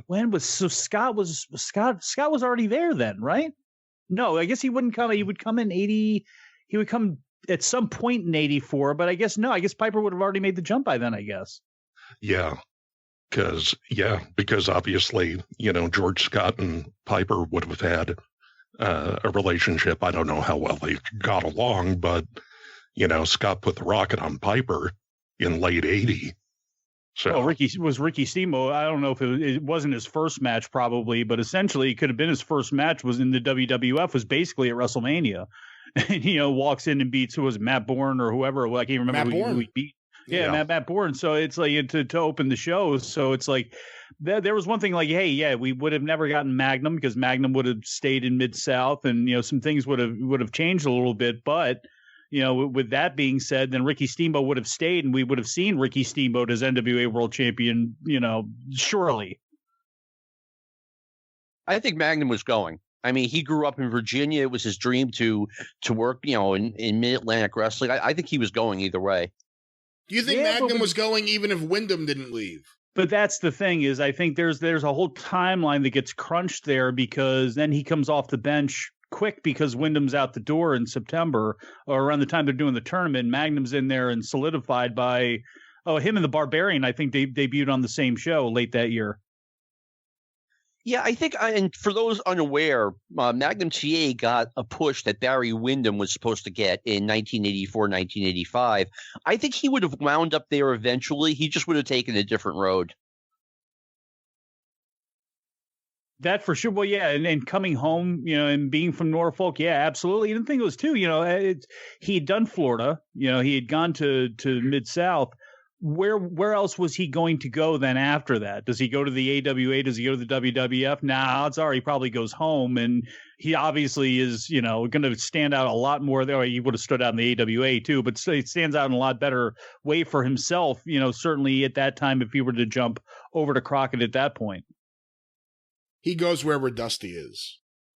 That's where. Well, and that's the thing with Dusty trying to keep him in pocket too, because obviously, you saw what he had there. Well, Mike, I'm going to guess you do have to really go. We kept you way longer than we were supposed to. We're like that. Leave this job and go to another job. Here I goes. But thank you for being a part of this show. I wish you could stay for the whole thing. You're always great on the air. We always have a good time. And once again, you correctly picked the World Series winner last year. We'll see how this year goes. Hey, it's going to hurt me if it's the Braves too, but Braves over Yankees, Lou. That's what I decided to go with this year. So, but I appreciate you having me on again, Brian. I appreciate being able to talk to Lou and to John again. Thank you very much for everybody who will hear this very likely before you hear the next episode of the Mid-Atlantic Championship Podcast. It still exists. Yes, I'm trying to get up there every day on the Mid-Atlantic Pod Twitter feed, but a show is coming. We have the pre-production is done of the big, massive special show that we have coming up, and then we will get back on the horse for 1982, so all of you can follow along with our words, since you can't watch it on the network anymore. Mike, good hanging with you. Hey, good talking to you guys too. Thank you very, very much. Take it easy, Mike. Let's go, Mets. All right, Mike. Have a good rest of the night. Let's go. You're leaving on Let's Go Mets. And he's gone. And he's gone. He hung up in disgust. All right. Well, I'll tell you what, because we've already been going for a while, let me add someone to the call that is on standby. And I just got to see if this is under his real name or his alias. Hold on. There he is. My chair is fucking squeaking again. Adding... one of the hosts of Charting the Territories, the host, Al Getz, who does incredible research, and there he is. Al Getz, how are you? Hey, I'm good. How are you? Doing all right. On the air with us right now, superstar producer Lou Kippelman, and the host of Stick to Wrestling, John McAdam. Superstar host. Are we the infield? We are the infield, yes. Well, shit. We're in for a long season. I had a question. Have you ever thought about doing Battle of the Network Stars with all the various members of the Arcadian Vanguard podcast network? I like the idea. I don't know how it'll work, but I look horrible in a wet T-shirt, so I'm not so sure. Oh, Lou, you look great. I am no Adrian Barbeau or Farrah Fawcett. Linda Carter. You are. As long as I get to throw a pie in someone's face, I'm in. Yeah, we get a few candidates for the dunk tank. Al, who do you think's going to win the World Series? Are the Carolina Disco Turkeys in the major leagues, or are they in another league? I just saw that new logo the other day. I don't know how that popped up. Maybe it was you that posted it. It just popped up on my feed the other day. Oh, I already ordered the T-shirt. That's an amazing logo. They're brilliant. That team is going to make millions just off of T-shirt sales and hat sales. The Disco Turkeys. That apparently is a thing in North Carolina, I lived in Western North Carolina for 10 years, and I'd never heard of it before. But it's apparently what they call peacocks. They call peacocks disco turkeys? Yes. Well, which, if you think about it, it makes sense. It's sort of like a flashy, sexy version of a turkey. If we weren't waiting on your answer for the World Series, this would be a perfect transition to what Peacock's doing to wrestling right now. But Dodgers. The Dodgers. There it is. I'm the only one picking the Mets so far. Al, guess who the consensus pick has been so far? Who? The Atlanta Braves. They were my pick. Living in Atlanta, I've seen this so many times. I mean, looking at the Braves lineup, they really didn't lose anybody of note, and they gained a very good pitcher in Charlie Morton. The Ozuna thing is fascinating because without the DH, it seems weird, but I think he adds a veteran presence, and I think he just personality-wise meshes really well with Acuna Jr. and Albies, and I think they will become better players for just soaking in his experience and his knowledge. Now, is Nick Markakis coming back this year? I have not seen his name, so I'm leaning towards no. And that was one of the big what ifs, because if you remember, Markakis last year optioned out, And the Braves signed Yasiel Puig, but then he tested positive and basically withdrew for the whole season. And after a few weeks, Markakis optioned back in. But if Puig had been healthy and played for the Braves, I think that might have been the piece they could have used last year. And I think things might have gone a whole lot differently. Nick Markakis a few weeks ago, guys, announced his retirement. Thank you. Because I don't want him having a World Series ring. I have an irrational dislike for Nick Markakis. I do not like him at all. Why? Because once again, it's like the first baseman thing. He doesn't do the things I think a right fielder should do. He doesn't hit enough. And then he gets that big contract from the Braves because he's from Georgia. Get out of here. Get serious about winning games, not bringing in local guys. Hey, Al, one question, and I know John has to jump off in a second. Do you think the All-Star game will actually be played in Atlanta this year? Because I hear there's talk of... Uh-oh. Oh, man. Oh, that's me. Sorry, guys. I've got a fire alarm. I'm going to have to sign off. All right. We'll talk to you in a minute. I'll ask this question again. Wow. The government, man. They're trying to shut me down. Now let me ask these questions about potential boycotts of the All-Star game. He is still with us. We still have him. Do you have a fire escape? He is gone. He is now gone. I was expecting a Scott Steiner run in there. Well, I hope he's okay. Let me message the person we were going to add after him to make sure he's alive. Hold on. Wow. Oh, shit. We've had earthquakes and fire alarms and... Yeah, we've had many disasters on these thunderstorms. I was about to ask Al if Pablo Sandoval is still with the Braves. He is. He's going to make the team. Another guy I can't stand. I can't believe he's still playing. Wow. That's what I said.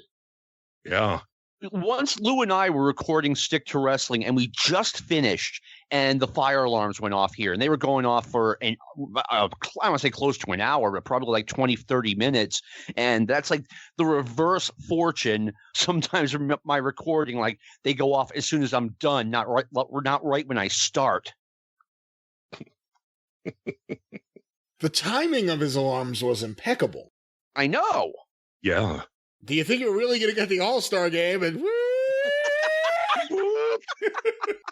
I've never been censored like this before in my life. All right, let's try our next guest. Al Getz will come back whenever he's back online. I know. We need to ask Al if he's planning to go to Arlington this year. That would be ballpark number 30 for him. Yeah, he recently brought that up to me, so we'll bring that up on the air. Let me ask this person, what is their Skype handle? It's got to be more than 30. It's a live : not you. Sorry. I was just making an educated guess. Oh, man. Yeah, we're trying to figure this out now. Al Getz apparently running. This can't be. Okay. Hold on. I'm on 3 different computer screens, and now I got to somehow copy this and move this over here. Hold on. I'm trying to fucking move Well, nothing beats an old ballpoint pen and Post-it. All right, this is coming up. Let's see if this works. I'm trying to add this person now. We'll see. He's still typing away while I'm calling him on here. It says he's unavailable. Oh, and here is his landline.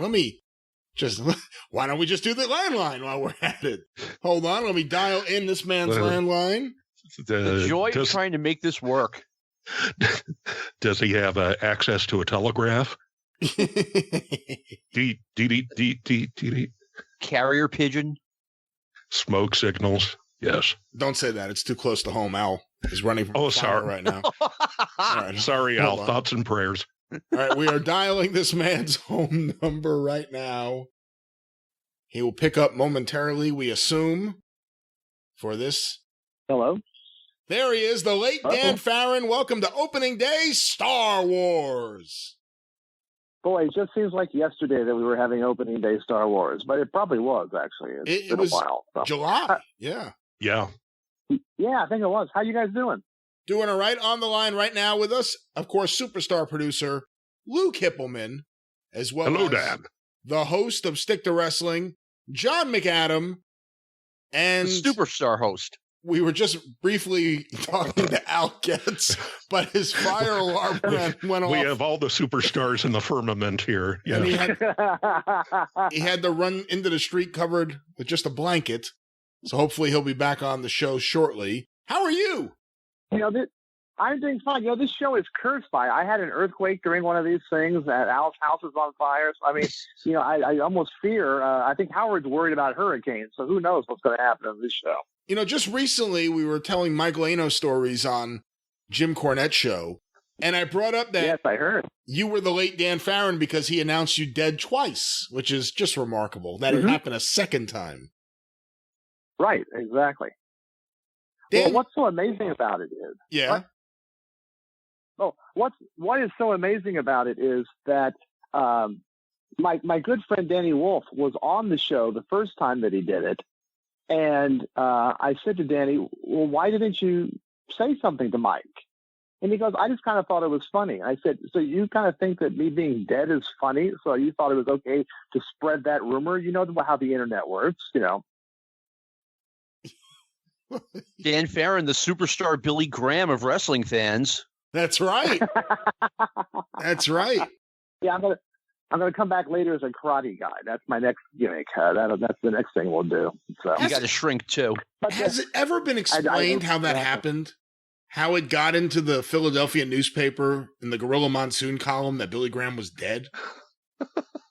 I mean, I know he had cancer, and you know how rumors are. I mean, Cal Rudman was on the air giving details about superstar Billy Graham's death. Like, oh, he was a toothpick. It was a really sad sight. I didn't know that. Oh, God. Oh, I didn't know that. Yeah, it's amazing about how wrestling rumors spread all the time. I'm more amazed now when I find out certain people have died that I thought had died years ago. Who's the most recent example of that?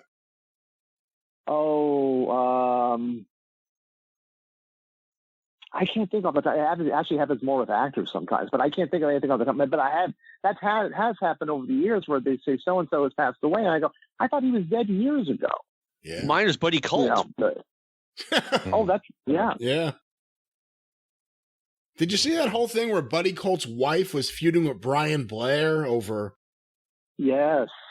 She didn't want a service, and Brian Blair was going to have a service for everyone else in the family but her, and I don't even know what to think of all this. And Brian Blair's feuding with someone? And Brian Blair says she's mad at him because he beat up her brother in 1976. It's just so silly. It's so silly. It's so silly. Wow. And yeah, not to mention the fact should we bring up the Colt lineage, so to speak? Yeah. Yeah. All the tributes to Buddy Colt. No one called Austin Idol. Oh wow. Yeah. For real. I mean, what are your memories of that day? And he tells the story. He tells it, he remembers so much of it. He tells it well. But, I didn't see any quotes from Austin Idol after Buddy Colt passed away. Dan, what's going on with your phone? You sound worse than normal. I don't know why. Let me move around because I'm having a lag here, more so than even usual. Let me go to another portion of the house, and hopefully a fire hasn't broken out there. Let's see what's going on.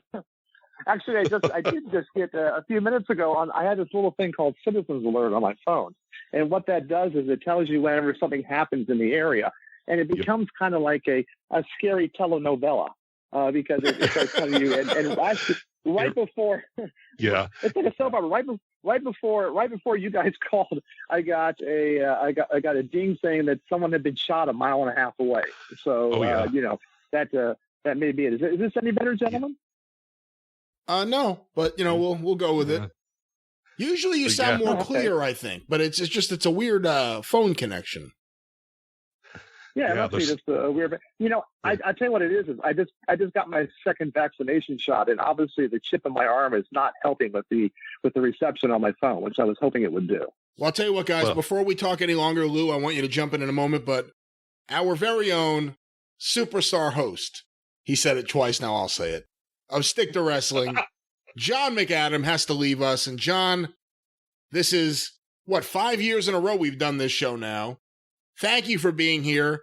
Thank you for, once again, incorrectly picking who will win the World Series, but we appreciate you being here. Guys, thanks for having me. Brian, thank you for having me. I always have a real good time doing this. And if you want to hear more of me, I have the Stick to Wrestling podcast. It is the major league of professional wrestling podcasts. If you have not checked it out already, please do so. Yeah, maybe one of these days I'll be invited on as a guest. We got to do that again soon. I think so.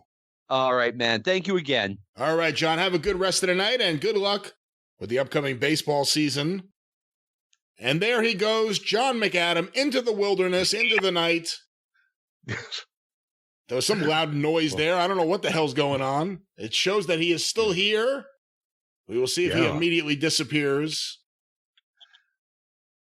I don't know if he knows how to hang up, so maybe I should just hang up on him. Hold on, let me... I know that, telecommunications in Nashua are a little dodgy. He is now gone. I can speak to that. He is now gone. Let me, while we're talking, you guys talk amongst yourself. I'm going to text our guest and see if he's alive. You guys talk amongst yourself. I know. Speaking of, citizen events, I have the same app on my phone, and it's like, it's Pavlovian now. It's like a Pavlovian response combined with, that sound stinger from Law and Order. So it's like, dun, dun. And my wife's, what got blown up now? And there's been I don't know, but you've noticed where you are, Lou, but there's been an uptick in men with machetes. I have no idea why, but I once a week I get an update that there's a man with a machete at some place, and I have no idea why machetes are such a big deal anymore. Is it pineapple harvesting season in the valley? Must be something. I mean, I have no idea any reason why, but sometimes I love other things. You'll get things like sometimes car driving down the street with man hanging on hood. Right. That was one of my favorite ones. And a woman attacking people at a bank with a shovel. It's fascinating. It's like World News Today type headline on your phone on a regular basis. Exactly. And then you're just like, God, I hope somebody's taking video. Yeah, exactly. Usually within a couple minutes. Yeah. Well, usually on that app, within a couple minutes, somebody puts the video up, and it always reminds me of the old Bobcat Goldthwait joke about if you see somebody like a bunch of cops beating me up or whatever, please put down the video camera and call help. And that's kind of what it is. So we're taking pictures of the car burning. Has anybody thought about trying to go in and pull the guy out of the car that is burning? No. I'd rather just take the videos. Well, what, risk the potential clout on Instagram? I think not. Yeah. So Lou, how are you doing? You're working all over the place. You're doing all these different shows and all this stuff. I mean, how do you have the time to do anything else? I mean, it's a full and bountiful recording and editing schedule I have. Perhaps not as lengthy as Brian and Jace have at this point, because Jim Cornette is his own, I wouldn't say cottage industry, let's say like cottage conglomerate with his shows. But currently on the docket where I'm working on Pro Wrestling Spotlight Then and Now. Yesterday we recorded the second part of Ron Fuller's Super Studcast. Oh, I was going to ask you about that because I haven't talked to Ron yet. Did it go as well? I don't know if it's been revealed yet who the guest is, but did it go as well as I had hoped it would go when I decided that this would be the way we would go? I think Ron billboarded it at the end of his talk with George Shire in part 1. Part 2, he's talking to Dave, Supermouth Dave Drayson Brzezinski about in depth about Detroit. How did it go? Went great. Oh, good. It's it's pretty cool, and I think Ron goes into some detail about the his and his father's attempted purchase of the Ohio territory in 1977. It was an ill-fated thing. So, but Ron immediately moved on and, got Gulf Coast, which was probably the better option for him. More beaches than in Ohio. Yeah. So. Yeah. No, that was the thing when we were trying to come up with the next Super Studcast. I told Ron, I said, Ron, you've done so much to educate people about Southeastern and Continental and Southern wrestling. Why don't we do something where the listeners get to learn a lot about other territories, but also you do, because he doesn't know too much about the inner workings of the AWA or Detroit. He's had limited dealings with Vern or the Sheik. He was ripped off by the Sheik. But this was, I thought, a really cool opportunity to not just the listeners, but Ron gets to learn about this stuff. And I thought it would come out great, and I'm happy to hear it worked out. Oh, yeah, absolutely. So, got to talk about, the Detroit, Doyle and Barnett before the Sheik, bought them out. And also going into a little bit of, Al Half's history in Ohio. And, just all sorts of stuff. Dave, it was a very interesting factoid that Dave, became a fan of wrestling because he had an upstairs neighbor who was a wrestler. A man by the name of Leaping Larry Shane. That's right. So, Quick update. Al Getz wrote to me, I'm standing outside my building with most of my neighbors waiting for the all clear. So that's what we're waiting on there. So he's waiting for Randy Mantooth in the fire truck. Okay.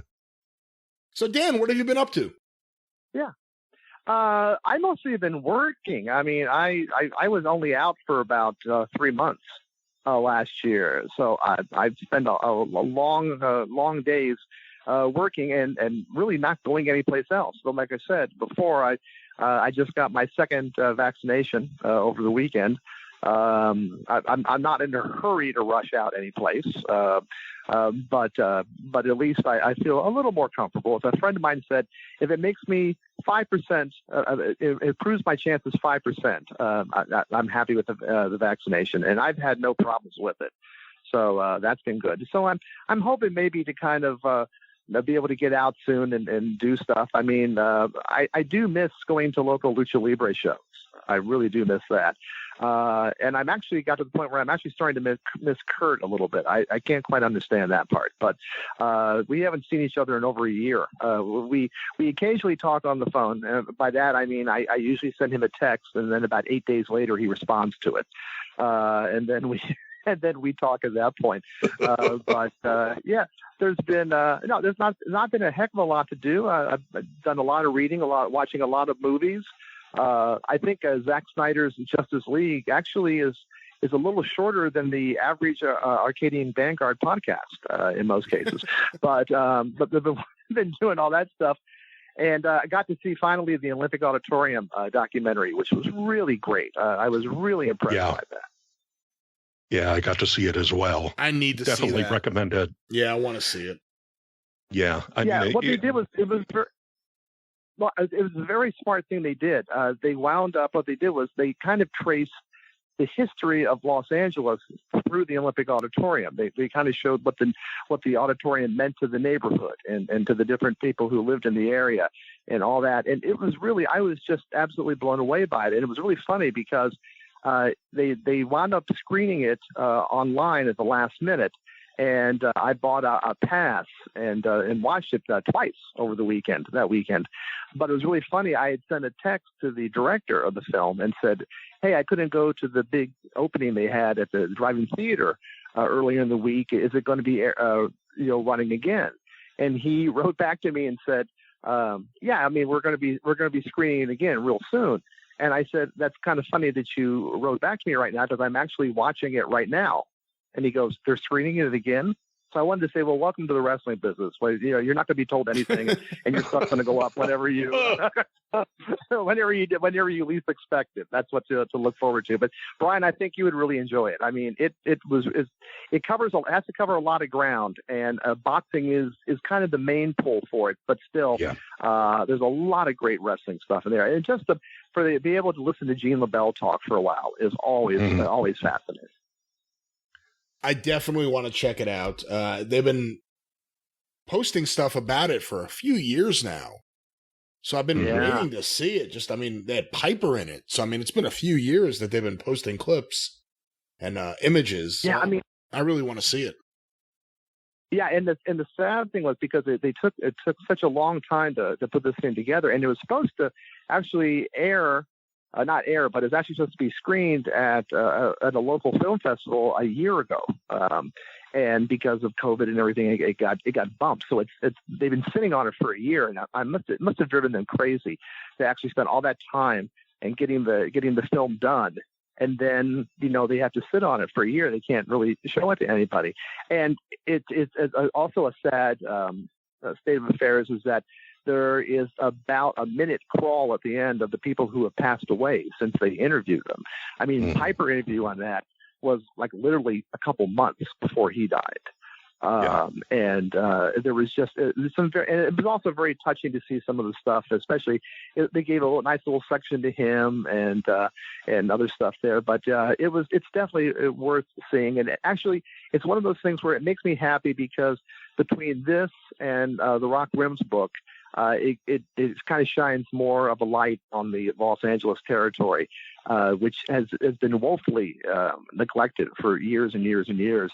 And I'm hoping that this will create more interest in the territory, and maybe we can get some more videos and some more books and some more people working on the history of the area, because it is quite rich, quite offbeat and quite rich. Yeah, there was a lot of good stuff too in the Hornbaker Buddy Rogers book about LA. Yeah. And I think a lot of people are probably surprised when they find out the LA office and the Hollywood office were two separate entities. Right. Yeah. And that's all I have, ladies and gentlemen. Oh, yes. The documentary, it's certainly the main focal point is, through the tenure of Eileen Eaton through so much of the Olympics history, both boxing and wrestling. So it's a very interesting sort of profile of her being such a trailblazer in a field rife with testosterone. Yeah, exactly. And it also made a nice little. It was interesting that Gene is usually very, very quiet about any criticism of Mike, his brother, who is the promoter. And he did make a reference in the movie when he said, was Mike my mother's favorite? Does a giraffe have a long neck? Yeah. And at one time, I was actually, and Gene very rarely broke kayfabe, but he was with a group of people, and I think he had an adult beverage one time, and he told me a story about getting really mad at the way that Mike had treated a couple of the women in the office, and going into the office and picking up Mike by the neck and slamming him up against the wall. And he says, my mother walked in, and all of a sudden we were like 5 years old again. We had our heads hanging down. Sorry, Mom. We won't do that again, Mom. That kind of stuff. So it's a great movie. I really recommend it. And I hope that when they release it on DVD, they include a lot more footage, because I'm sure they shot just a ton of stuff. Not too long ago, I put up on Twitter and Facebook on the Wrestling News account a photo that I found. It is a Theo Ehret photo in the files of, it seems like it's a party or something. It's certainly after the matches. John Tolis, with a big smile on his face, he looks just like Ernest Borgnine. And Mike LaBelle, in the most casual outfit I've ever seen him wearing, talking to him with his arm around his shoulder. And the caption written on the back by Theo Ehret, I believe, is, Mike LaBelle tries to convince John Tolis not to leave L.A. And I was like, wow, I'm sure they had. That's interesting. Mm-hmm. Yeah. They had that conversation many times, I'm sure, from what I've been told.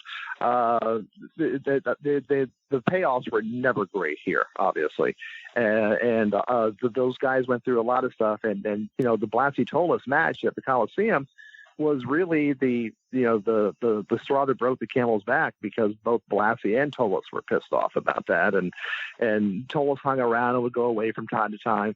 But Blassie, of course, left for the East Coast and only rarely came back, on occasion after that. I mean, that was just the end of that relationship. And Mike and Bob Barnett will tell you stories. Mike didn't give a rat's ass about the art of wrestling. Mike cared just about the money of wrestling. And if he didn't think he could make money with it, he didn't want to do it. And, it wasn't as good as the box office being held up right before the payoffs, but it was close to that at times. It was very close to that at times.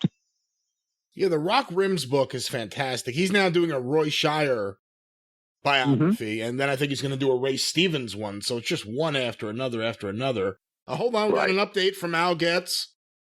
False alarm, apparently. I'm back inside if you want to try to patch me in. Let's try this. I mean, we can't go all night, but let's see if we can get him on here for at least a portion of this before we wrap things up. I'm going to add someone who's already here. Let's add him.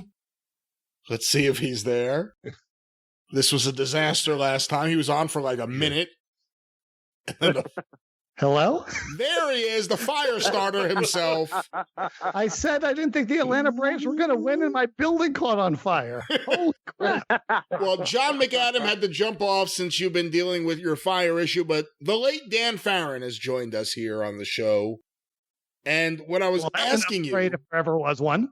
What I was asking you is if you thought the All-Star Game will take place in Atlanta, because there are now stories coming out that the union, as a protest against these voting laws that the legislature has put into effect, want to not have the All-Star Game in Atlanta. Anything you're hearing locally about that? Not only have I not heard anything, this is the first I've heard of that.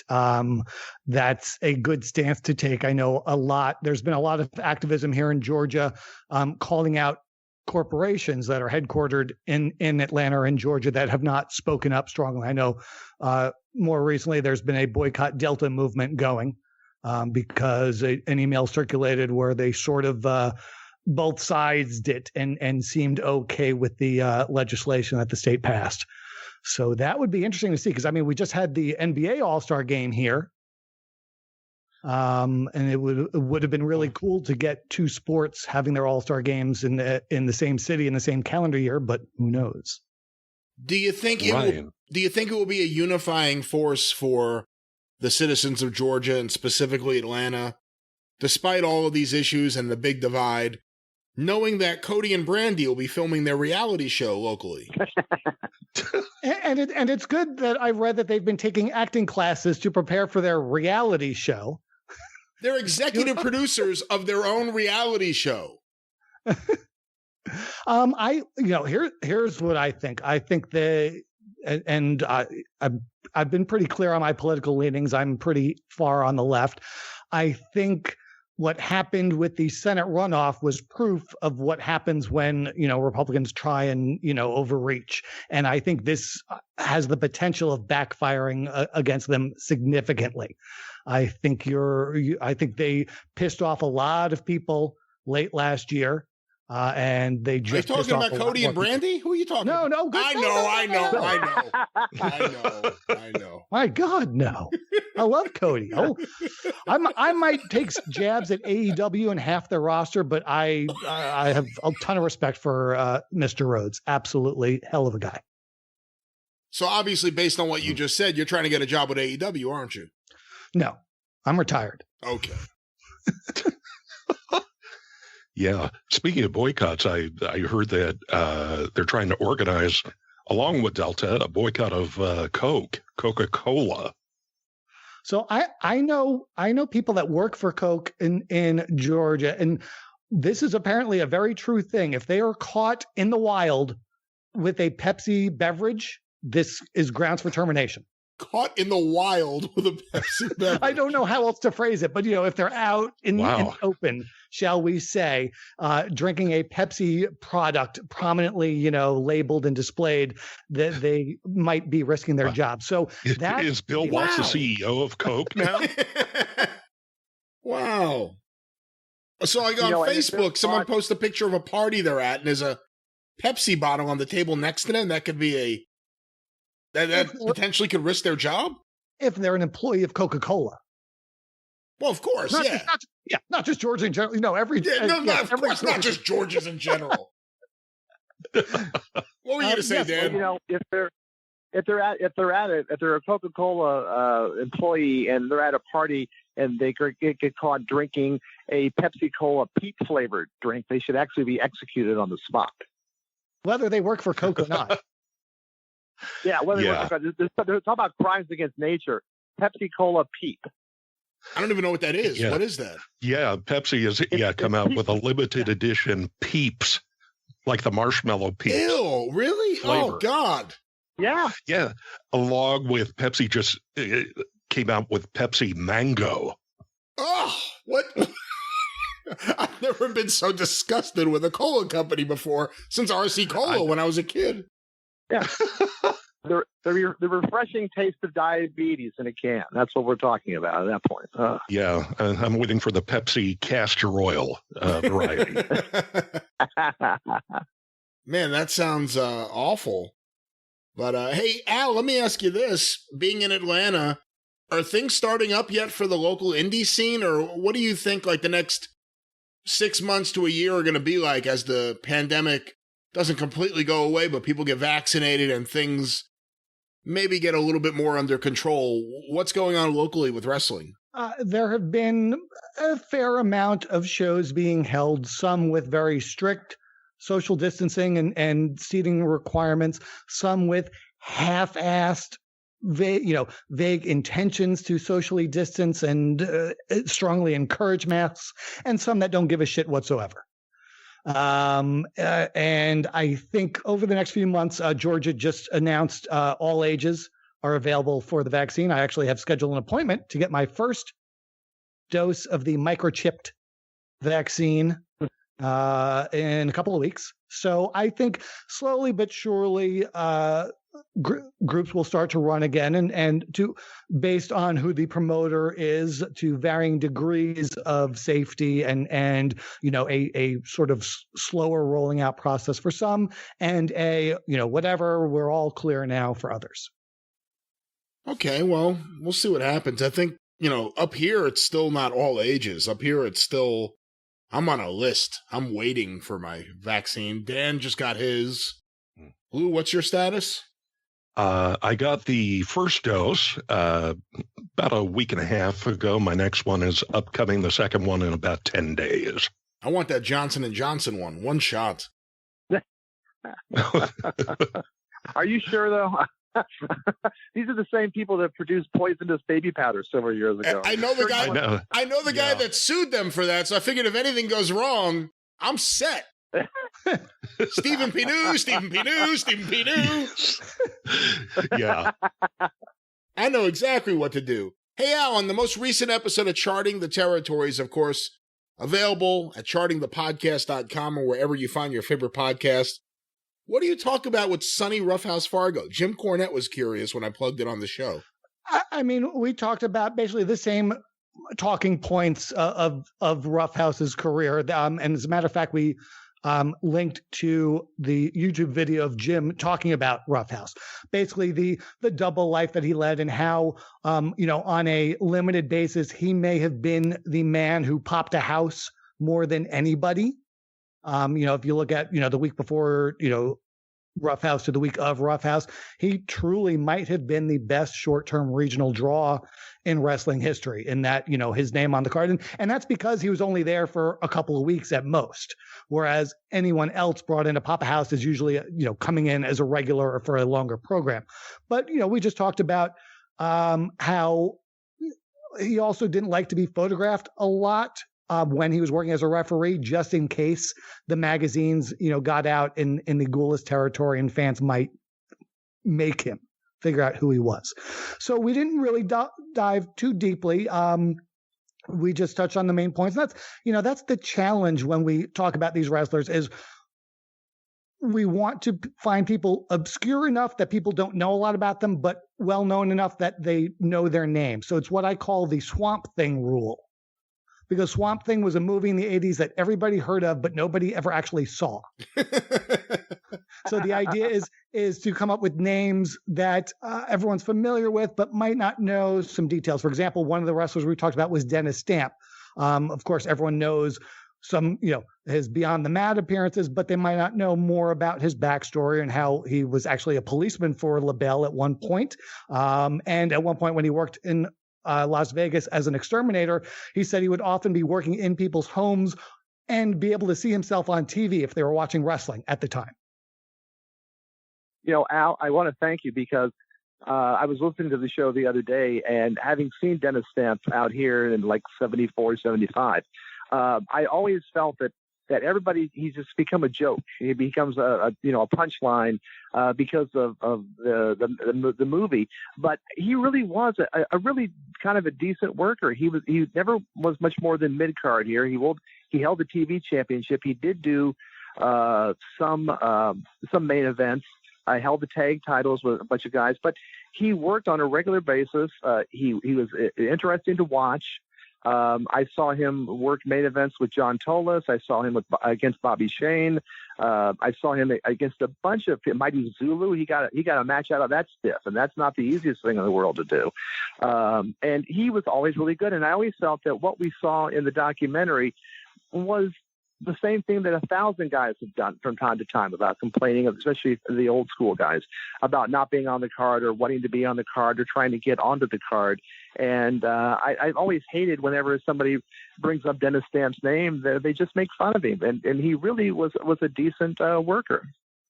Yeah, so many of them are, and so many of them have stories other than the one or two things they might be best known for. And that's one of the reasons why I like the podcast, because my blog is a lot more stat based. It's a lot more about the numbers, and the podcast, especially with John Boucher, who just knows so much, it allows us to go almost like a VH1 behind the music on some of these guys. Although we try and highlight people that actually did some positive things. Talking about how Len Rossi had a positive post-wrestling career. Same thing with Bugsy McGraw, actually went into the nursing field after retiring from wrestling and had a long and productive career in nursing after his wrestling days were over. And there's so many stories like that, and so many guys, like you said, Dennis Stamp, that this was their career, and they deserve to have, as I call it, some sort of back of the baseball card stats, some sort of stat line to quantify their achievements, aside from he was in that movie on a trampoline and he was a big joke.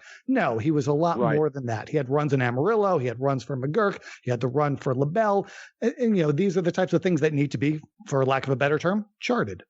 And I believe that scene in the movie, forgive me, Dan, but I believe in Beyond the Mat, that was all set up for the movie. Like, there was kind of like a reality show. There was not this whole thing in real life where he wasn't booked, he wasn't going to be there. That was, I believe, a plot kind of set up for the movie. Yeah, I know Roland Alexander's role was pretty much scripted, because I actually worked for Roland not long after I think they filmed his stuff. Yeah, but I'm wondering how Dennis Stamp, did he get talked into jumping on a trampoline with holding a couple of barbells, dumbbells? Or was guys it really have done a lot less for publicity. Yeah, guys have done a lot less true for enough. publicity. It worked for Matt and Jeff Hardy. They started out with the Trampoline Wrestling Federation in their backyard, so maybe this is a thing. But not with their mom's weights on the trampoline. Having seen pictures of Matt and Jeff when they were teenagers, those dumbbells probably weighed more than they did when they were teens. What were you going to say, Dan? Oh, I started to say that also Dennis Stamp was in the bloodiest live match that I've ever seen. It was in San Bernardino. He was wrestling John Tolis in a lumberjack match in the main event, and Baron Michelle Leone was the referee.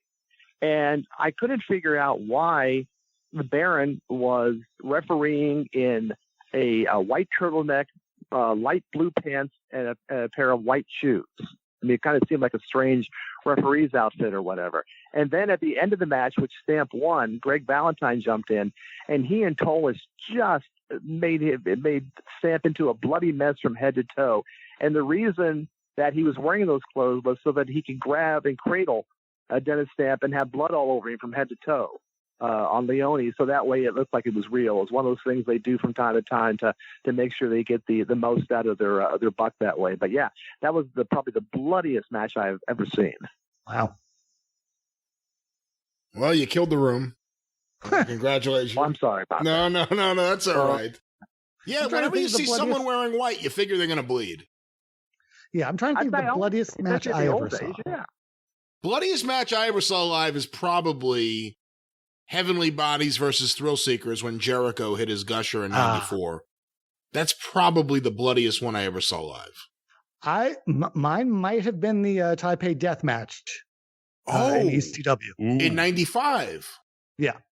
You know, I actually don't know if I ever watched that match because it didn't air on TV. It was only on the home video. And I remember just for whatever reason, not really wanting to see the match. I was curious that they were doing it, but I don't think I ever watched that match. I remember after the match, the bloody tape, which had shards of broken glass or whatever on it. One of the Rottens gave it to one of the guys I knew who was up there for the fan convention, which was also why I was up there. And this guy left it in the hotel room.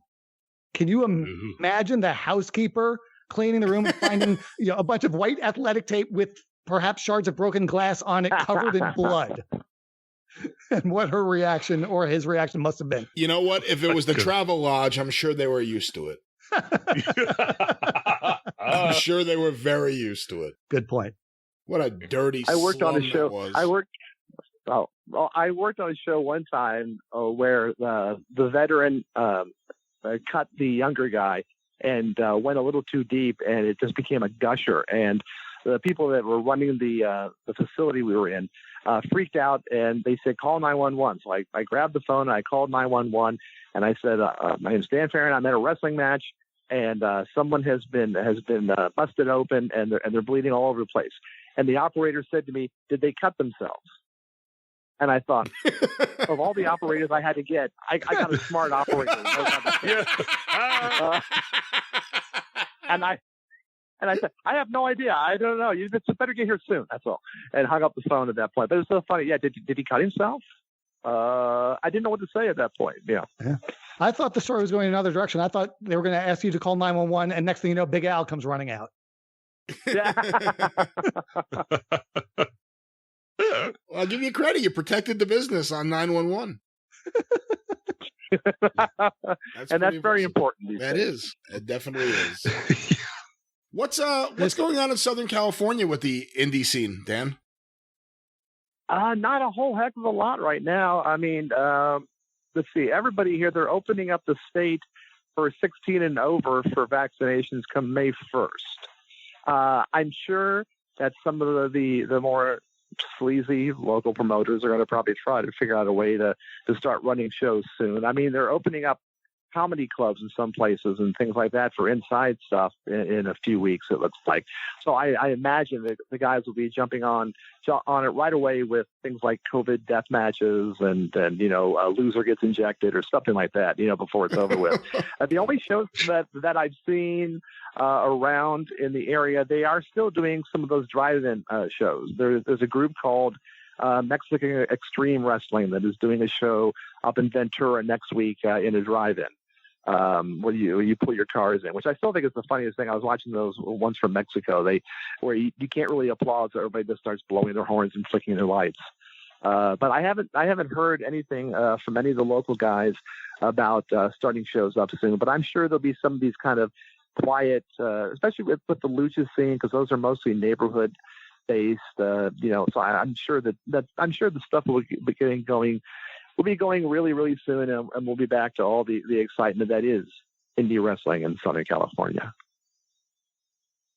All right. And how many games do you think the Orioles are going to lose this year?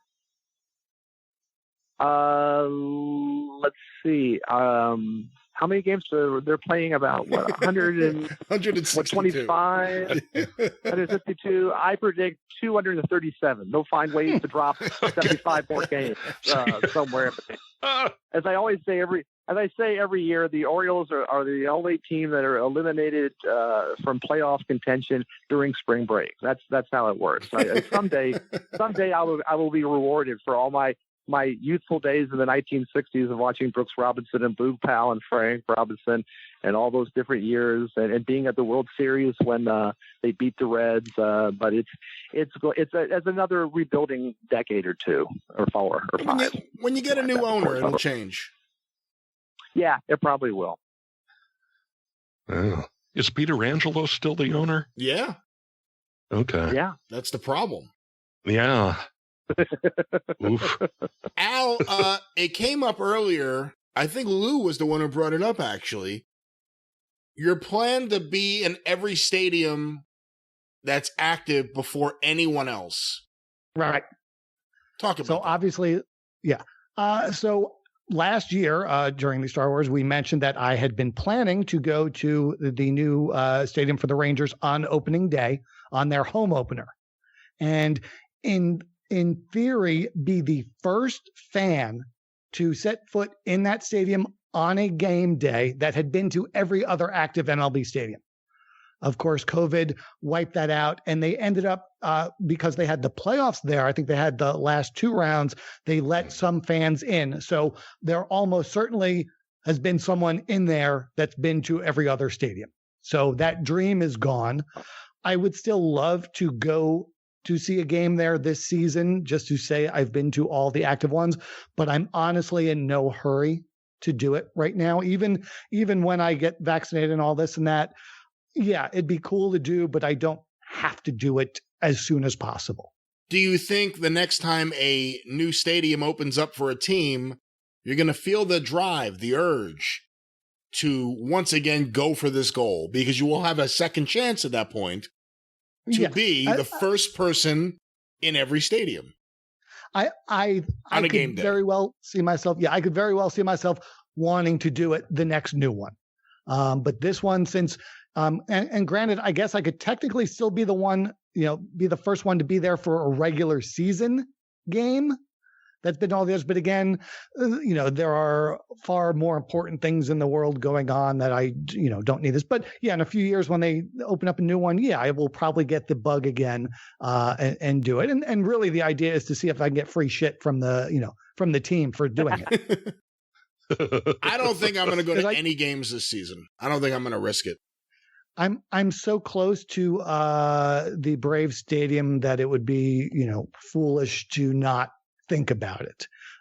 They do have right outside the stadium. They do have a very large monitor where even on home game days, they show the game and they have like a little AstroTurf field in front of it, and people go out there and picnic or kids, play and things like that. For sure, we'll go there. As far as going in for a game, I'm sure I will at some point during the season, but I don't feel the compelling urge to have to do it. So just to let you know, Al. Oh, yeah. Sorry. The Globe Life Field, their home opener is April 5th, Rangers against the Blue Jays. And let's see, Wednesday the 7th, it's Nolan Ryan Beef Dollar Hot Dog Day. So mark your calendars. I mean, I was at plenty of Burt Prentice hot dog nights when I worked for Burt in Nashville, so this is nothing new. I was starting to say, guys, I was wondering, when will you guys, among you guys here, when will you feel safe enough to go to the movies, to a baseball game, to a wrestling show, theater, anything like that, a concert? I haven't felt safe enough to go to a wrestling show in many years, mainly because I was afraid I would hate myself in the car on the way home. In terms of a concert, I'm not even considering a concert for the foreseeable future. The movie theater, I prefer to avoid the movie theater when there's no pandemic. don't find it to be a pleasurable experience. We were recently looking at houses, and a lot of the houses you see, they have a screening room. One person got it right.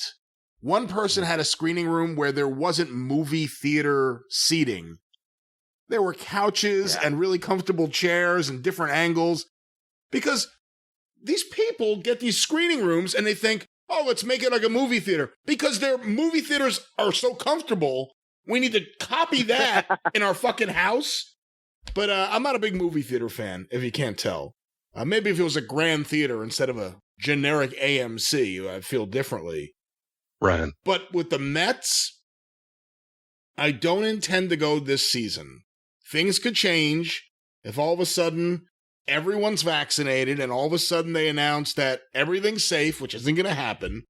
But, they're not letting people in there unless they're vaccinated and then they're tested. And I think you need 2 different tests. But the thing that makes me consider the Mets before other things is it's an open air stadium, and the Mets stadium was built so you could walk around. So you don't have to be stuck in a seat. You can go hang out in the outfield. And for that reason, I would consider the Mets. A concert will scare me. I've been to way too many concerts. It's loud. Someone wants to say something to you. They're yelling in your ear. You're very close to everyone. I don't know if I could deal with that until I felt like things were a lot better. Maybe once the dispensaries open up in New Jersey, I will feel more comfortable about a lot of these things. But right now, we have legal weed and nowhere to get it.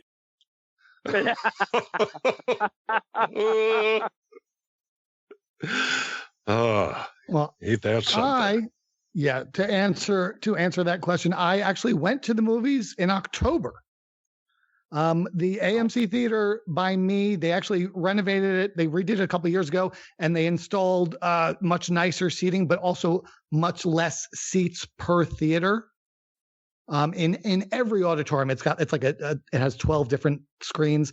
Every one of them has a much broader, seating area and has less people in. Plus, they were letting far less people in, and no one was going to the movies. So I decided, just for the heck of it, to go see a movie on a Thursday at 11 a.m. I think there were 2 other people in the theater. I felt fine. I'm in no rush to do it. And now that the studios are doing, dual releases on a streaming service as well as the theaters, I don't have a need to go to the theater. I'm going to a concert at the end of April. It's normally a standing room only venue, but they are actually putting in tables, and you're going to be in tables of 4, and at your table will only be your group. So you bought a table, and you can bring up to 3 other people with you. But if you're by yourself, they're not going to stick 3 other strangers with you. And they are distanced at they are set at such a distance apart. And then you're supposed to be wearing masks unless while actively eating or drinking. I have a feeling at a concert, no one's going to follow that. But if things are spaced out enough, and at this point, I will have had at least 1 of the 2 vaccine shots, and I'll be wearing a mask the whole damn time, I'm okay with it. Yeah, I can tell you I have tickets to Gabriel Iglesias, which was supposed to happen before the pandemic at the Chase Center here where the Warriors play. That's been put off and put off again. I'm not sure what the rescheduled date is nowadays. I'm a little iffy on it. And then also the other event that I do have tickets for is, I know you like this, Brian, the Cauliflower Alley Club reunion. Get the fuck out of here. Which is has been rescheduled again to the end of September. I have the feeling I'm hoping that there will be enough of the our treasured legendary workers who are get vaccinated and duly protected by that time. It would be my first CAC, so and maybe your last. Well, yeah. Go out in a blaze of glory at the Gold Coast. Yeah. And then, baseball, Giants. I don't know. might go to the Coliseum because hardly anybody goes to the A's games anyway. I know I'll have a great, cushion of space around me. Even in the before times, I knew I could have a whole section to myself. Yeah. So it's a baseball team that was built to be pandemic safe. Yes. Well, in San Fran, there's going to be enough of a breeze blowing in from the water that as long as you're sitting, on the right side of people, whatever germs are being out there are going to be blown away from you. I hadn't thought of that, Al. That's Al comes with the science and the facts. Just sit all the way at the upper row with your back to the water, and that way the wind is blowing away from you, in front of you. It'll be me, the hot dog wrappers, and the seagulls. Yeah. So. Well, guys, we are going to start wrapping up soon, but let me open the floor. Does anyone have any other wrestling topics they want to discuss tonight? Oh, why would we talk about wrestling? Wrestling's the dumbest shit ever. God. All right, I'll take that as a no. From these three fine wrestling podcast guests. Why ruin a perfectly good conversation? That's what I say. Why ruin a perfectly good conversation without bringing some of that stuff up? Oh, come on. Oh, my butt, my hole does not merit a discussion. That's amazing. Oh, the WWE. Listen, I have been a wrestling fan 50 years. This year is my 50th year. I started watching the 55, whatever it was, back in 1971. And I can't ever remember, and I grew up on the WWF at the beginning. I lived in Maryland, and for the first couple of years, I was living there. And then I used to check in. I mean, obviously with the expansion in the 80s, then I've seen a lot of WWF over the years. I can't ever think of a worse period in the WWF or the WWE, excuse me, than right now. And then to take the only joy that I have about them, the network with all the old stuff on there, and yank it from my hands. And I doubt very much that it will even ever make the transition to Peacock. It's very, very sad. Again, I'm not one to complain about it because I don't watch that much of it, so I don't hate watch. But boy, I find myself I've been buying more wrestling books and DVDs and hunting things down. And if with books, the most obscure books, if I could find a book about the 1950s in Bunghole, Alabama wrestling, I'll buy that and I'll read that with great excitement. I just can't really get excited about a lot of stuff. But at least there's a lot of great research material and stuff that you can read these days and things like that. I mean, that's the best part about it, because the business, as I said to Kurt recently, the thing is that wrestling is not being made for me anymore. The wrestling that was made for me was a long time ago. I'm sure there's some still really good stuff here and there, but in general, I have a hard time watching it, but I don't want to complain about it any more than most people do already. So, did you get the Lance Von Erich book? No, I want to get that. It's actually tempted me. It very much tempted me. I started reading John's book actually this weekend. I'm enjoying that very much. I want to get the Lance book. It sounds fascinating. I just got the Lance Von Erich book, the Mad Maxine book, which is a novelized version or a fictionalized version of her reality. And then I also got, let me get this one here. I saw someone post this online and I had no idea about it. And I said, I need this. It's a kid's book entitled The Great Antonio. And I thought, this I need for my collection. And then I could actually read this to my kids. The story, there's no Inoki chapter in here. I mean, it's all drawings and, watch Inoki stomp Antonio. Stomp Inoki, stomp. But it's all about the great strongman. Here's the back cover. What made the great Antonio so great? He weighed as much as a horse. He once wrestled a bear. he could devour 25 roast chickens in one sitting. In this whimsical book, beloved author and illustrator Elise Gravel tells the story of Antonio Barachevich, the larger-than-life strong man who had muscles as big as his heart. So how about that? A great Antonio kids book. I got this now. Man. Oh. I'm waiting for the New Jack Kids book. That'd be the next I can see you open it up and the Natural Born Killers just plays through the whole thing. Yeah. It's a coloring book, and the only crayon they give you is red.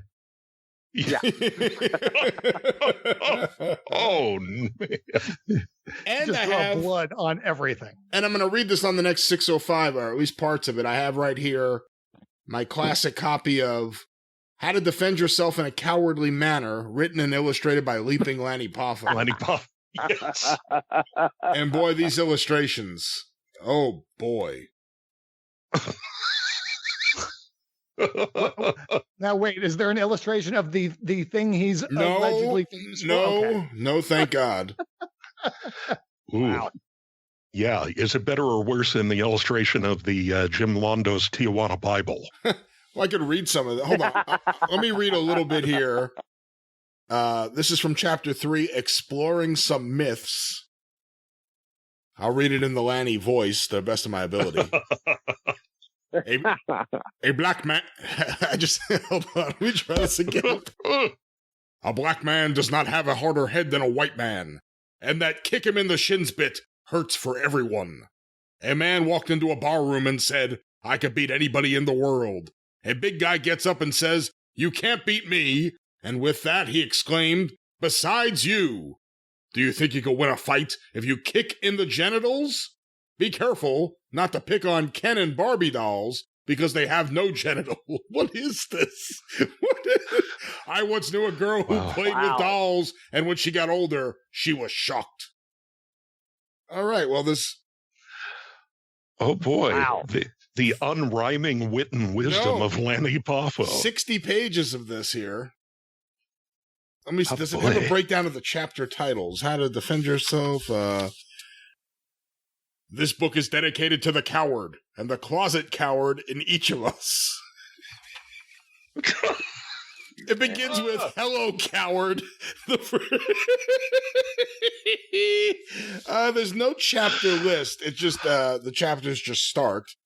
And Chapter 4, Scientific Unarmed Combat Maneuvers and Other Dirty Tricks. All right. Well, next 605, ladies and gentlemen, here's a preview of one of the things you can look forward to. How to defend yourself in a cowardly manner.